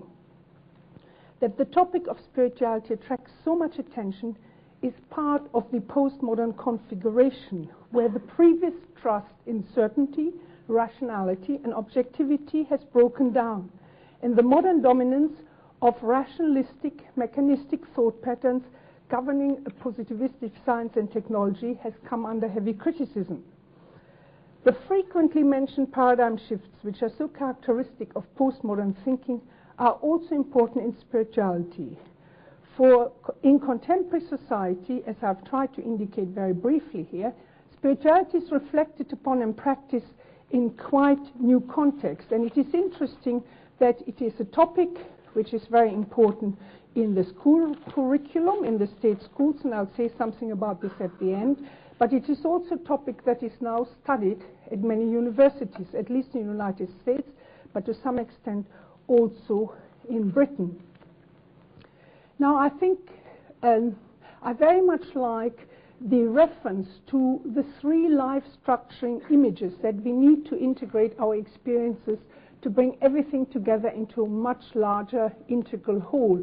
And these life-structuring images relate to the self, to the world, and to ultimate reality. You can see how these have been constructed in traditional societies, and you can also see how these traditional solutions are no longer adequate and satisfactory for us, and how we need to engage our own imagination, our own deepest creative faculty in creating such life-structuring, life-enhancing, life-nurturing images. Now, as an example of dynamic images of self, world, and divinity, I would like to say something about Science, Spirituality and Mysticism in Pierre Teilhard de Chardin, with whose work I've worked now, or with whose thought I've worked now for over 30 years.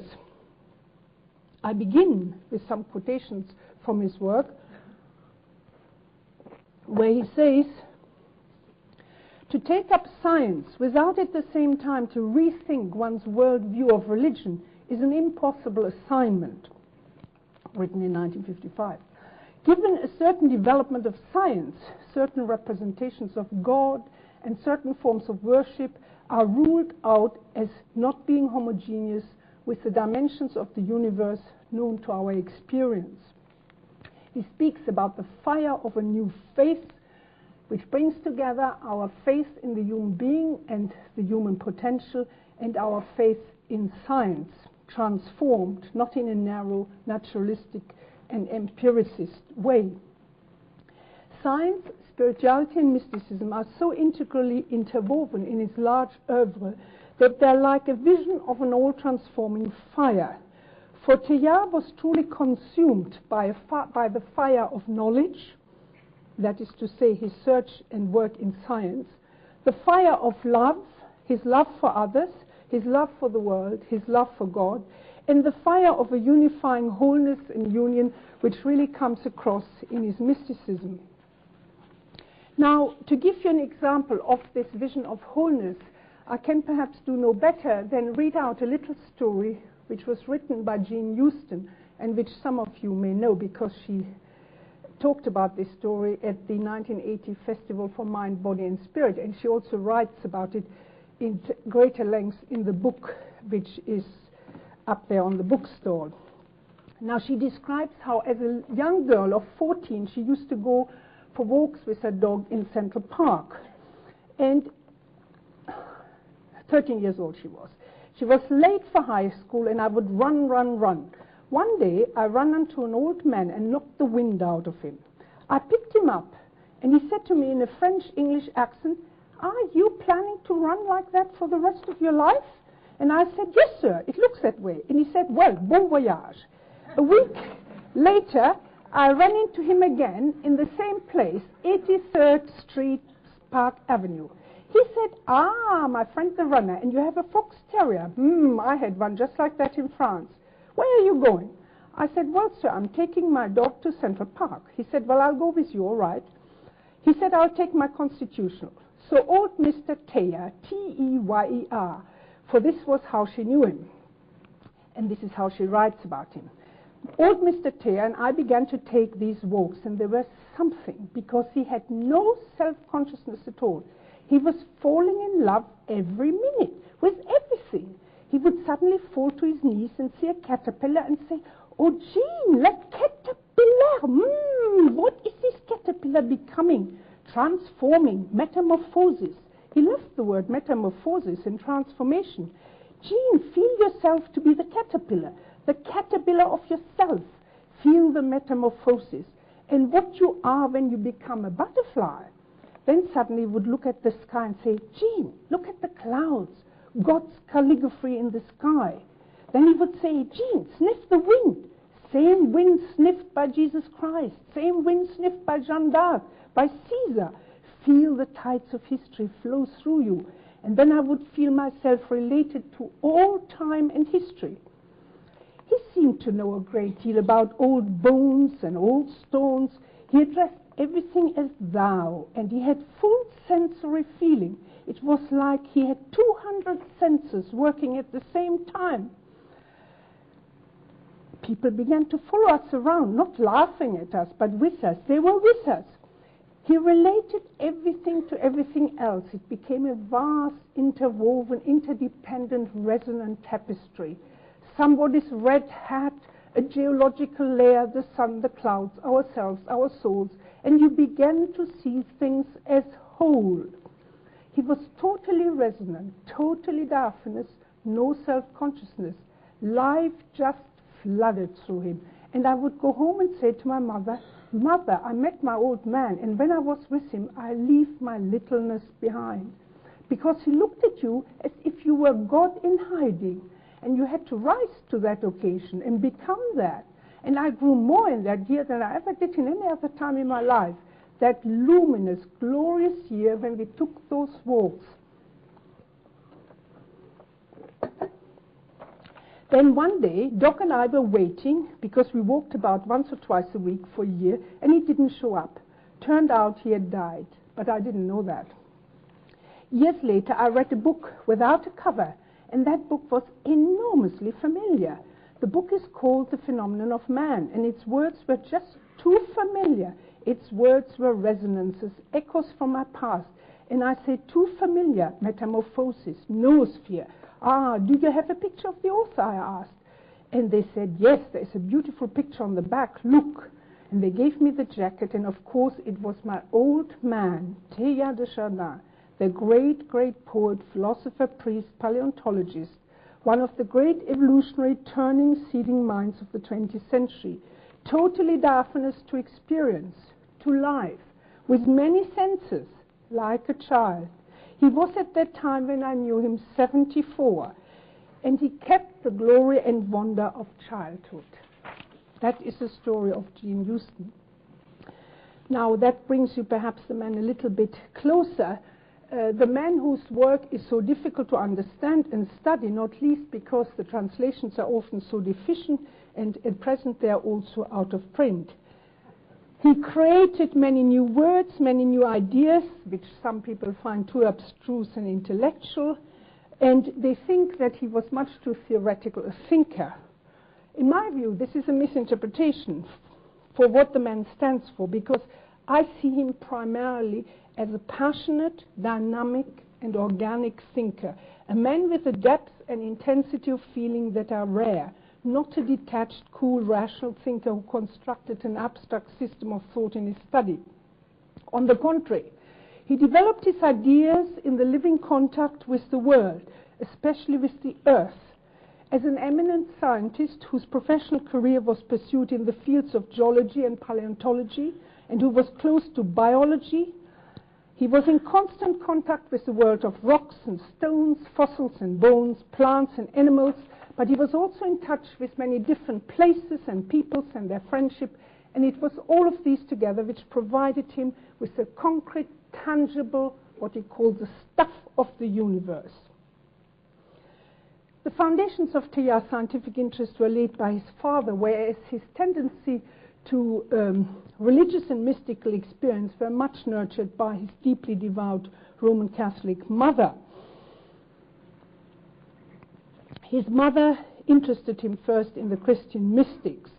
He would probably not have done that without her, but he would have probably not done that had he not also possessed a deeply innate mystical tendency, which he has described in his spiritual autobiography as a passion for the absolute, a passion for the universal real, a relentless search for something consistent, coherent, indestructible, and utterly permanent, a focus, a divine center, the highest person he could worship, adore, and love.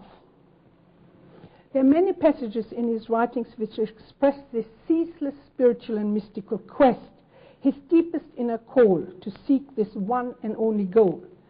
All his strivings, all his efforts are related to this. His vocation to become a Jesuit and priest, his efforts to meet the most demanding challenges of a brilliant scientific career, his aim to live to the full as a man of his time, whilst at the same time living up to the highest ideals of a Christian life. Demands which he sometimes summed up as a search for what he called a new definition of holiness. Underlying all of this was a search for profound, essential unity of all things, of all living beings, and referred to this as an inextinguishable core of fire radiant within him. And that is why I've called my introductory biography A Spirit of Fire. Science and religion, together with spirituality and mysticism, are inextricably combined in Teilhard's own life, but they also figure prominently in his thought, because he assigned to them a decisive position in the further development of what it means to be fully human, to be human to the fullest extent. As he wrote in his 1918 essay, My Universe, I quote, "It seems to me that every effort I've made, even when it was directed to a purely natural object, has always been a religious effort, substantially. It has been one single effort. At all times, and in all I've done, I'm conscious that my aim has been to attain the absolute. I would never, I believe, have had the courage to busy myself for the sake of any other end. Science, which means all forms of human activity," so it gives a very extended meaning to science, all forms of knowledge, all forms of inquiry. "Science and religion have always been for me one and the same thing. Both have been, so far as I've been concerned, the pursuit of one and the same object, of a greater unity." So he speaks about his fundamental vision as one of physics, by which he means really science in the traditional modern sense, metaphysics, by which he means philosophy of religion, and mysticism, by which he means also religion and spirituality.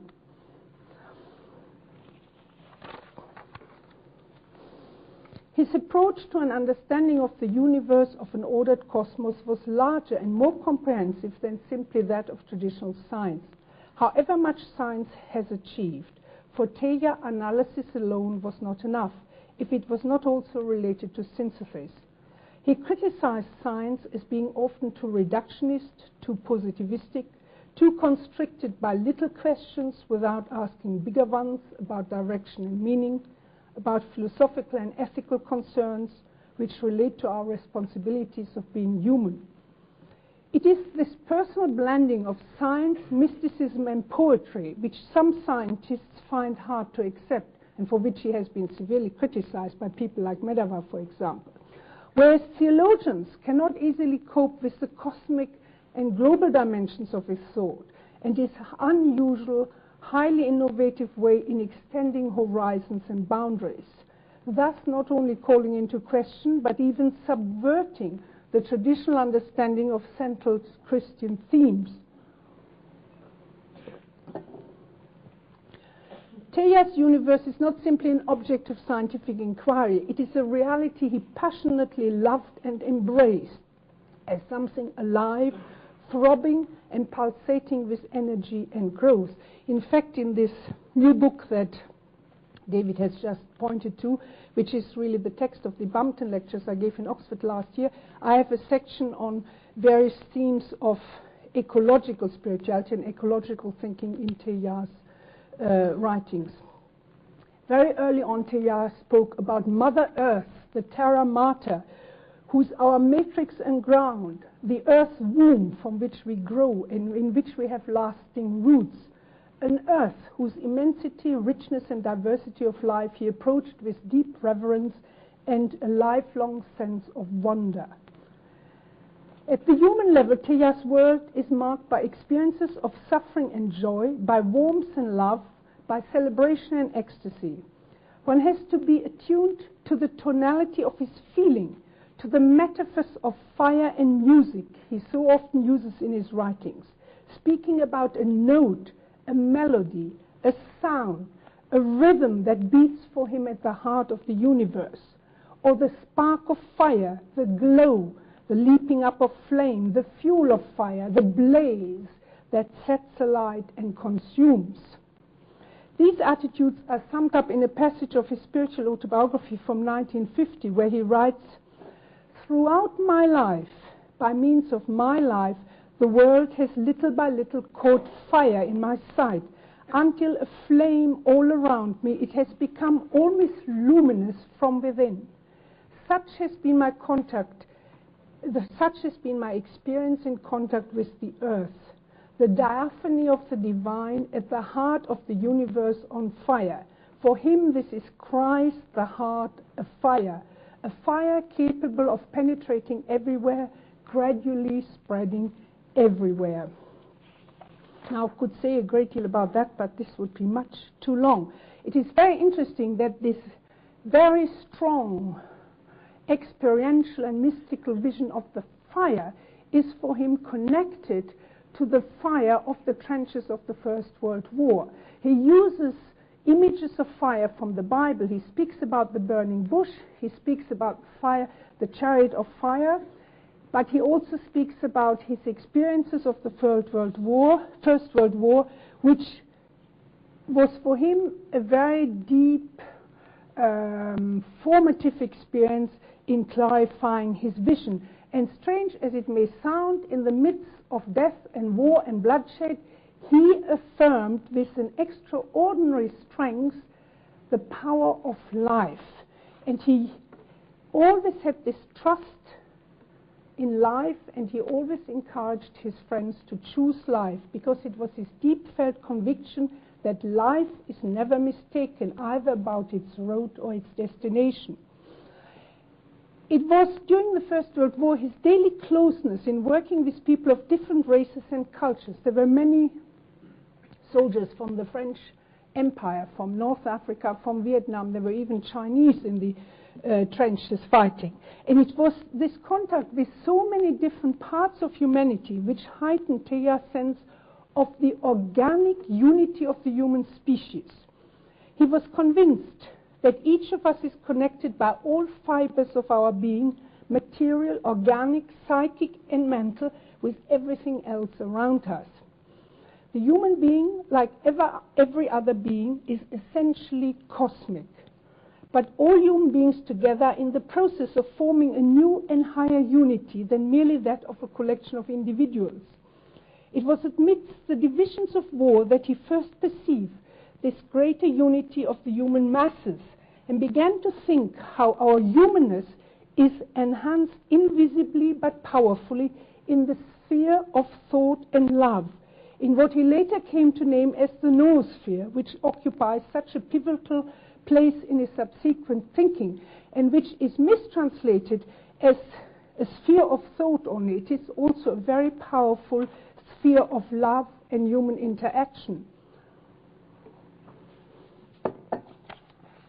Now, there is a very moving passage in the war writings, in the war essays, where he goes for, you might almost say, a meditational walk at night, when there is no firing taking place, when they are at rest, and he walks through the forest, through the woods, and he sees the full moon over the trenches.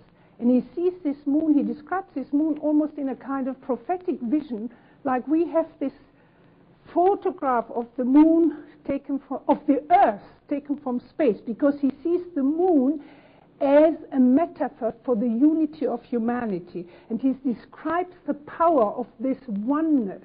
And he first speaks about this oneness as one great monad, which is the whole of humanity. Later he talks about the anthroposphere, the sphere of the human within the sphere of life.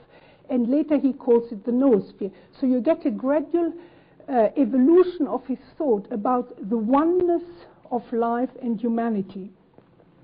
So just these few examples give you an idea how the First World War was really like a crucible of fire, wherein all his previous experiences became fused together into one great mystical vision, which compelled him to write, and to write evermore in order to pass on this vision and communicate what he had experienced and seen. His childhood passion for consistency and coherence, for an absolute, had first led him to the discovery of the immensity of the cosmos. His scientific studies and expeditions had in turn brought about the discovery of evolution, the realization that the world was alive and that it revealed the presence of some universal being. Teilhard then recognized this living being as God incarnate from his Christian faith perspective. God incarnate, present in the stream of becoming as a Christic element in all things, as Christ in the cosmos, whom he later named the God of evolution, the universal Christ, and Christ Omega.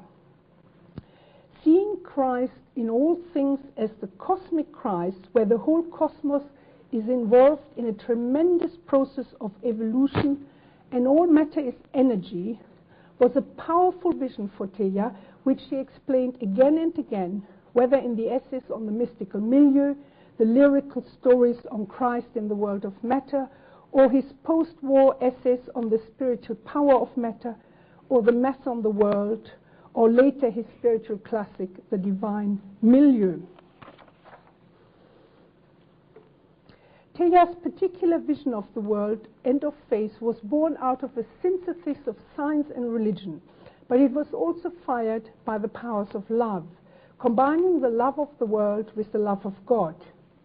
He was a person filled with love, as witnessed by his close family relationships and his tender love for his close friends, especially for some of his women correspondents, among them his cousin Marguerite, to whom his war letters and essays are addressed, and the American sculptress Lucille Swan, who provided him with warmth and friendship during his 20 years in China and who collaborated on his essays during the years 1933 to 41. Both women occupy a very special place in the development of his thought, and both women led him to reflect on the power of the feminine as the unitive element in all forms of becoming. That again would require another lecture. Teilhard often described his vision by the verb seeing. Seeing differently, seeing things in a larger context, seeing more and thereby achieving an increase in consciousness and being. He also described this seeing as his phenomenological method through which he approached all phenomena, whether physical, psychic, mental, spiritual, or mystical. He saw them in terms of their dynamic growth and transformation, from the moment of birth through the stages of growth until maturation.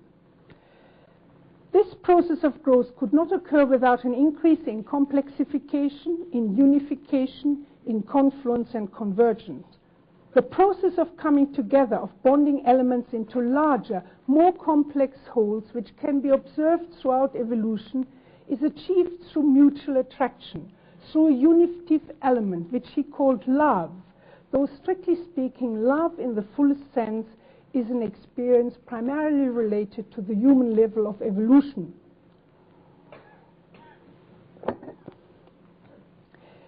He was very fond of using the word holism, a word first coined by the South African Jan Smuts in his work Holism and Evolution, published in 1927.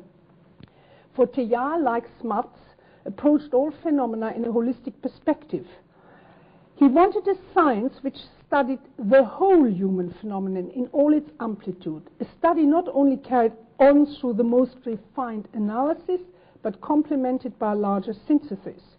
Thus, the human phenomenon invites the systematic study of the phenomenon of thought and love, the careful investigation of the phenomena of religion, spirituality, and of mysticism. It invites the science of spirit.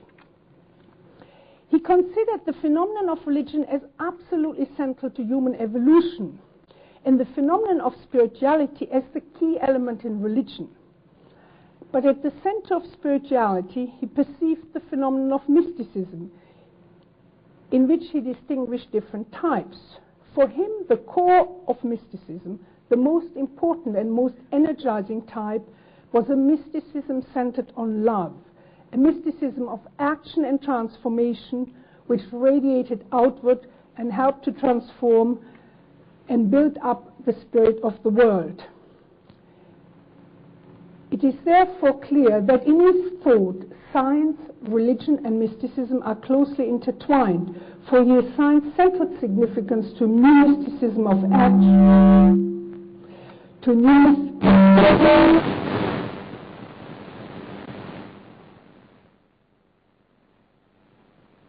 he assigned, no, this is gone now, it's gone. I haven't done anything.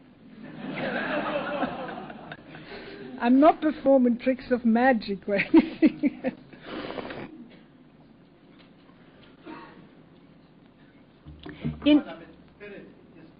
It's a spirit, yeah, must be some interference. In his thought, science, can you hear me at the back? Yes? In his thought, science, religion, and mysticism are closely intertwined, for he assigns central significance to a new mysticism of action for the creation of a new vision, a new understanding in a new world. This mysticism of action is a mysticism of transformation and sanctification, where holiness is understood as wholeness. I've already emphasized the primacy of mystical experience in Teilhard's life and thought. His was a life of action, of work, and of prayer and meditation, which brought together in a mystical vision the immersion in a vast cosmic milieu with the encounter of a rich, diverse human milieu, and the continuous taking part and communion with the diaphanous divine milieu which shines through and transforms all realities. In the furthest development of the human phenomenon, no longer at the biological, but now at a social and cultural level, the full possibilities of greater unification, not of uniformity, but of unification, which I call a process of the dynamics of diversity and complexity.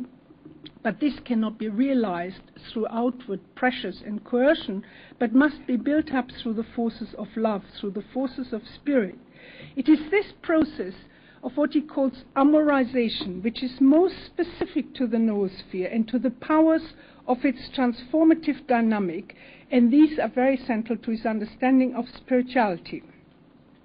He criticized the traditional concept of love as too static, too spiritualized, too divorced from natural passion, in which all love, including the love of God, has its starting point. He spoke of the transformation of love, whereby love itself is undergoing a change of state, which we have to study as systematically as any other aspect of the human phenomenon.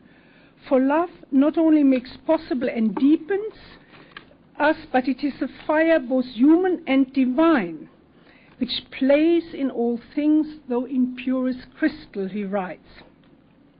In the Mass of the World and in other mystical writings, he calls on the divine fire to come down to earth and transform it. He says, in the beginning was not only the Word, this is a reference to Christian gospel, in the beginning was not only the Word, but in the beginning was fire. Fire that stands for all energy in the universe.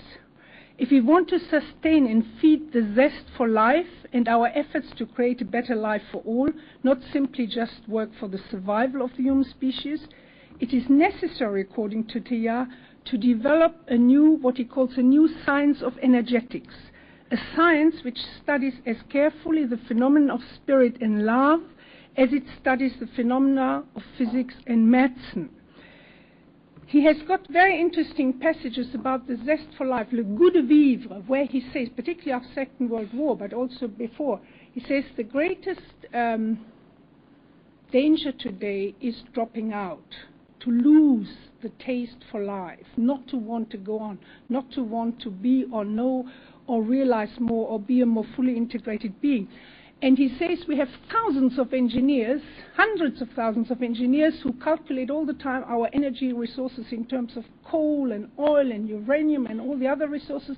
And then he says, in quite a scientific language, where are the engineers and technicians of the spirit who find and calculate or reflect and analyze and synthesize the resources, the energy resources of the spirit? Without our spiritual energy resources, we cannot go on living and really create a better life for all. For him, the appearance of spirit in human evolution is not simply an epiphenomenon, something of passing and secondary significance, nor is spirit a metaphenomenon, something so special and incomprehensible that it cannot possibly be confused with earthly and material forces which it animates. But on the contrary, spirit is neither an epiphenomenon nor metaphenomenon, but it is the central phenomenon in the process of evolution. And he writes, besides the phenomena of heat, light, and the rest studied by physics, there is just as real and just as natural the phenomenon of the spirit, the phenomenon of spirituality also, which invites systematic study, and so does love. As he says at the end of his essay on the phenomenon of spirituality, written in 1937, the definite discovery of the phenomenon of the spirit is bound up with the analysis which science will one day finally undertake with the analysis of the mystical phenomenon, that is to say, for him, the love of God.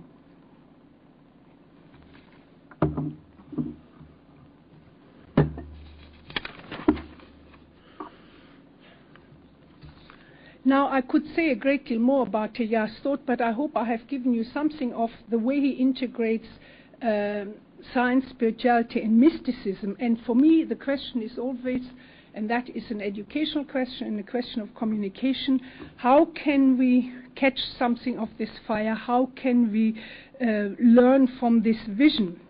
But of course, his work also opens a whole range of critical perspectives which must be also applied, and I'm very keen to see his ideas much more critically debated, particularly among academics. One has to ask how far his understanding of science, even though it was much more holistic than many of his contemporaries, is nonetheless sometimes still scientistic, how far he might not elevate the powers of contemporary science in ways that have by now been called strongly into questions, how far he has perhaps misjudged or ignored the darker sides of science that we are so much more aware of today, how far has he not given sufficient room to the moral ambivalence of scientific research and the dangerous potential of its abuse. One can also ask, is his own theory scientific in following the usual criteria for such theories, i.e. simplicity, verifiability, its explanatory power, and so on. In some sense, one might call Teilhard's pioneering efforts of studying the human phenomenon in all its amplitude, with an inquiring, investigative attitude to the entire range of human experiences, a post-Enlightenment project directed against the reductionist rationality of positivistic and solely quantitative science. Teilhard has some late essays which are entitled The Mysticism of Science and the Religious Value of Research. He felt that there existed, in quotation marks, a religion of science charged with the mysticism of discovery, and that there is room for religion in science. He wrote in 1939, "Religion is the sole biologically necessary for the future of science. Humanity is no longer imaginable without science, but no more is science possible without some religion to animate it. And for him, Christianity was an exemplary and necessary form of the religion of science." The last 6 pages, which he wrote a few days before his death, are entitled Research, Work, and Adoration. One might almost consider them an intellectual testament in which he speaks of the conflict between science and religion and its solution. And it is there that he refers to the fire of a new faith in the human to be combined with a religious or spiritual faith, a new and higher form of worship and adoration adapted to the needs of all tomorrow's believers. Without suggesting the facile concordance of science and religion, Teilhard endeavored to seek an ultimate coherence of our manifold experiences and quests, and thereby convey a vision greater than that what either traditional religion or traditional science can offer on their own.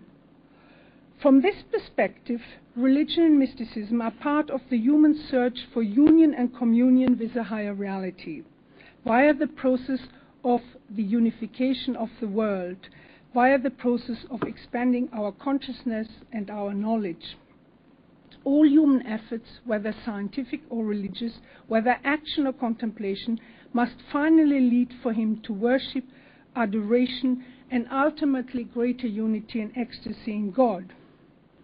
If mysticism, especially the mysticism of love, is the very heart of religion, it must provide us with the deepest springs of energy for both action and interaction with others. It cannot be a mere spirituality, but must stand for spirit in and through matter mentality. Human spiritual development and religious experience are thus seen as closely interrelated with and inseparable from our human experience and our search for knowledge in general. Ultimately, Teilhard looked for unity, homogeneity, and a final coherence of the mystical vision in the light of modern science. As F.C. Happold has remarked, for Teilhard, human activity in all its forms was capable of divinization, and therefore he could describe Teilhard's mysticism, I quote, as a mysticism of action, action springing from the inspiration of a universe seen as moved and compenetrated by God in the totality of its evolution. This is essentially a new type of mysticism, the result of a profound, lifelong, reconciling meditation on religious and scientific truth, and it is thus of immense relevance and significance for a scientific age such as ours. This is an apt assessment, but it leaves out perhaps the living fire which animated Teilhard's Christian mysticism, summed up by him as a heart of fire, a fire with the power to penetrate all things, which invites the surrender to an active feeling of communion with God through the universe. Now, these are my remarks on Teilhard. I would now like to conclude with a few general reflections in terms of the themes of this conference, in terms of the theme of bringing together science, spirituality, and mysticism. And that makes me turn back to where I started in terms of our current situation, which is one of terrifying but also hopeful complexity. Perhaps we are in the early stages of forming a new world society, which will be as different from today's society as post-industrial society is from human life in previous millennia. We are at a decisive stage in the history of human consciousness and culture, with fresh opportunities for shaping new insights and attitudes to the world as a whole. That includes our natural world, our social and cultural worlds, as well as the worlds of our imagination, creativity, and spirituality. What is most urgently needed is the attainment of wisdom, which must feed the will to practical action in a world so much torn apart. Such wisdom can only be nurtured through the inner development of each individual and the transformation of our communities. Throughout history, religions have attempted to foster such wisdom, but so far with few outward signs of success. The great world faith possesses great stores of spiritual resources, yet a simple return to or revival of past spirituality is no longer enough to meet our urgent contemporary social and personal needs. A new kind of spirituality is needed for the cross-cultural context of global society. And we also need exemplars. We need people who in some way trail a path and embody some of these new experiments and ventures of integration. And I think Teilhard de Chardin is one of such individuals. There are many others. I've got a long-standing intellectual interest in the understanding of spirituality and a passionate personal commitment to its transformative potential in providing positive, life-enhancing and life-transforming energy resources. Spirituality can make a profound difference to the world we live in. A rightly understood spirituality provides one of the most valuable means for personal growth and social transformation. The Indian theologian Samuel Ryan writes, I quote, "To be spiritual is to be ever more open and response-able to reality." He puts a hyphen. He doesn't say responsible in the ordinary sense of taking responsibility, but he says response-able, the ability to respond creatively, integrally. To be spiritual is to be ever more open and response-able to reality. The more open we are, the more spiritual. The more realities to which we are open, the greater the spirituality. I think that's a very profound insight. In our modern society, education is in many ways the key for many transformations, and it's certainly the key for the transmissions of science, of knowledge, for the formation of awareness and also for deeper search in spirituality. Education and the ongoing search for knowledge can, in a sense, in fact, be seen themselves as a form of the spiritual quest, as a continuous search for greater understanding, the search for meaning and self-transcendence. But many of today's young are deeply spiritually wounded, as I said at the beginning. Their sense of awareness, purpose, value, and responsibility need to be drawn out and developed. Since the 1988 Education Reform Act, which requires British schools to promote the spiritual and moral development of children across the curriculum, spirituality has entered the educational agenda in preparing young people for adult life. The educational goals of spiritual development require much further clarification, however. They have important implications for the training of teachers in primary, secondary, and higher education, and thus invite further research into the nature, meaning, and practices of spirituality. Education is the key factor in creating deeper awareness and self-understanding, and it is necessary for all social transformation. In the past, humanistic and scientific education have been especially developed in the West, but these need now to be complemented by spiritual education, an important concern already expressed by the former United Nations Secretary General U Thant. In a cross-cultural context, one can ask what the West can learn from Eastern religions and from the great wisdom traditions of the world. From an anthropological perspective, spirituality can be seen as a dynamic method, an ongoing educational journey of development and growth, whereby human beings discover a deeper sense of awareness, of ultimate value, and the mystery of a transcendent horizon in the midst of life, so that we can speak of a transfiguration of ordinary life. It is in the area of spirituality, I think, that the spirit of science must be comprehensively and integrally understood, and it is the science of spirit, again seen from a larger horizon, which can meet at their most intensive and can most fruitfully act to enlighten the world on the way forward to the next millennium. Thank you.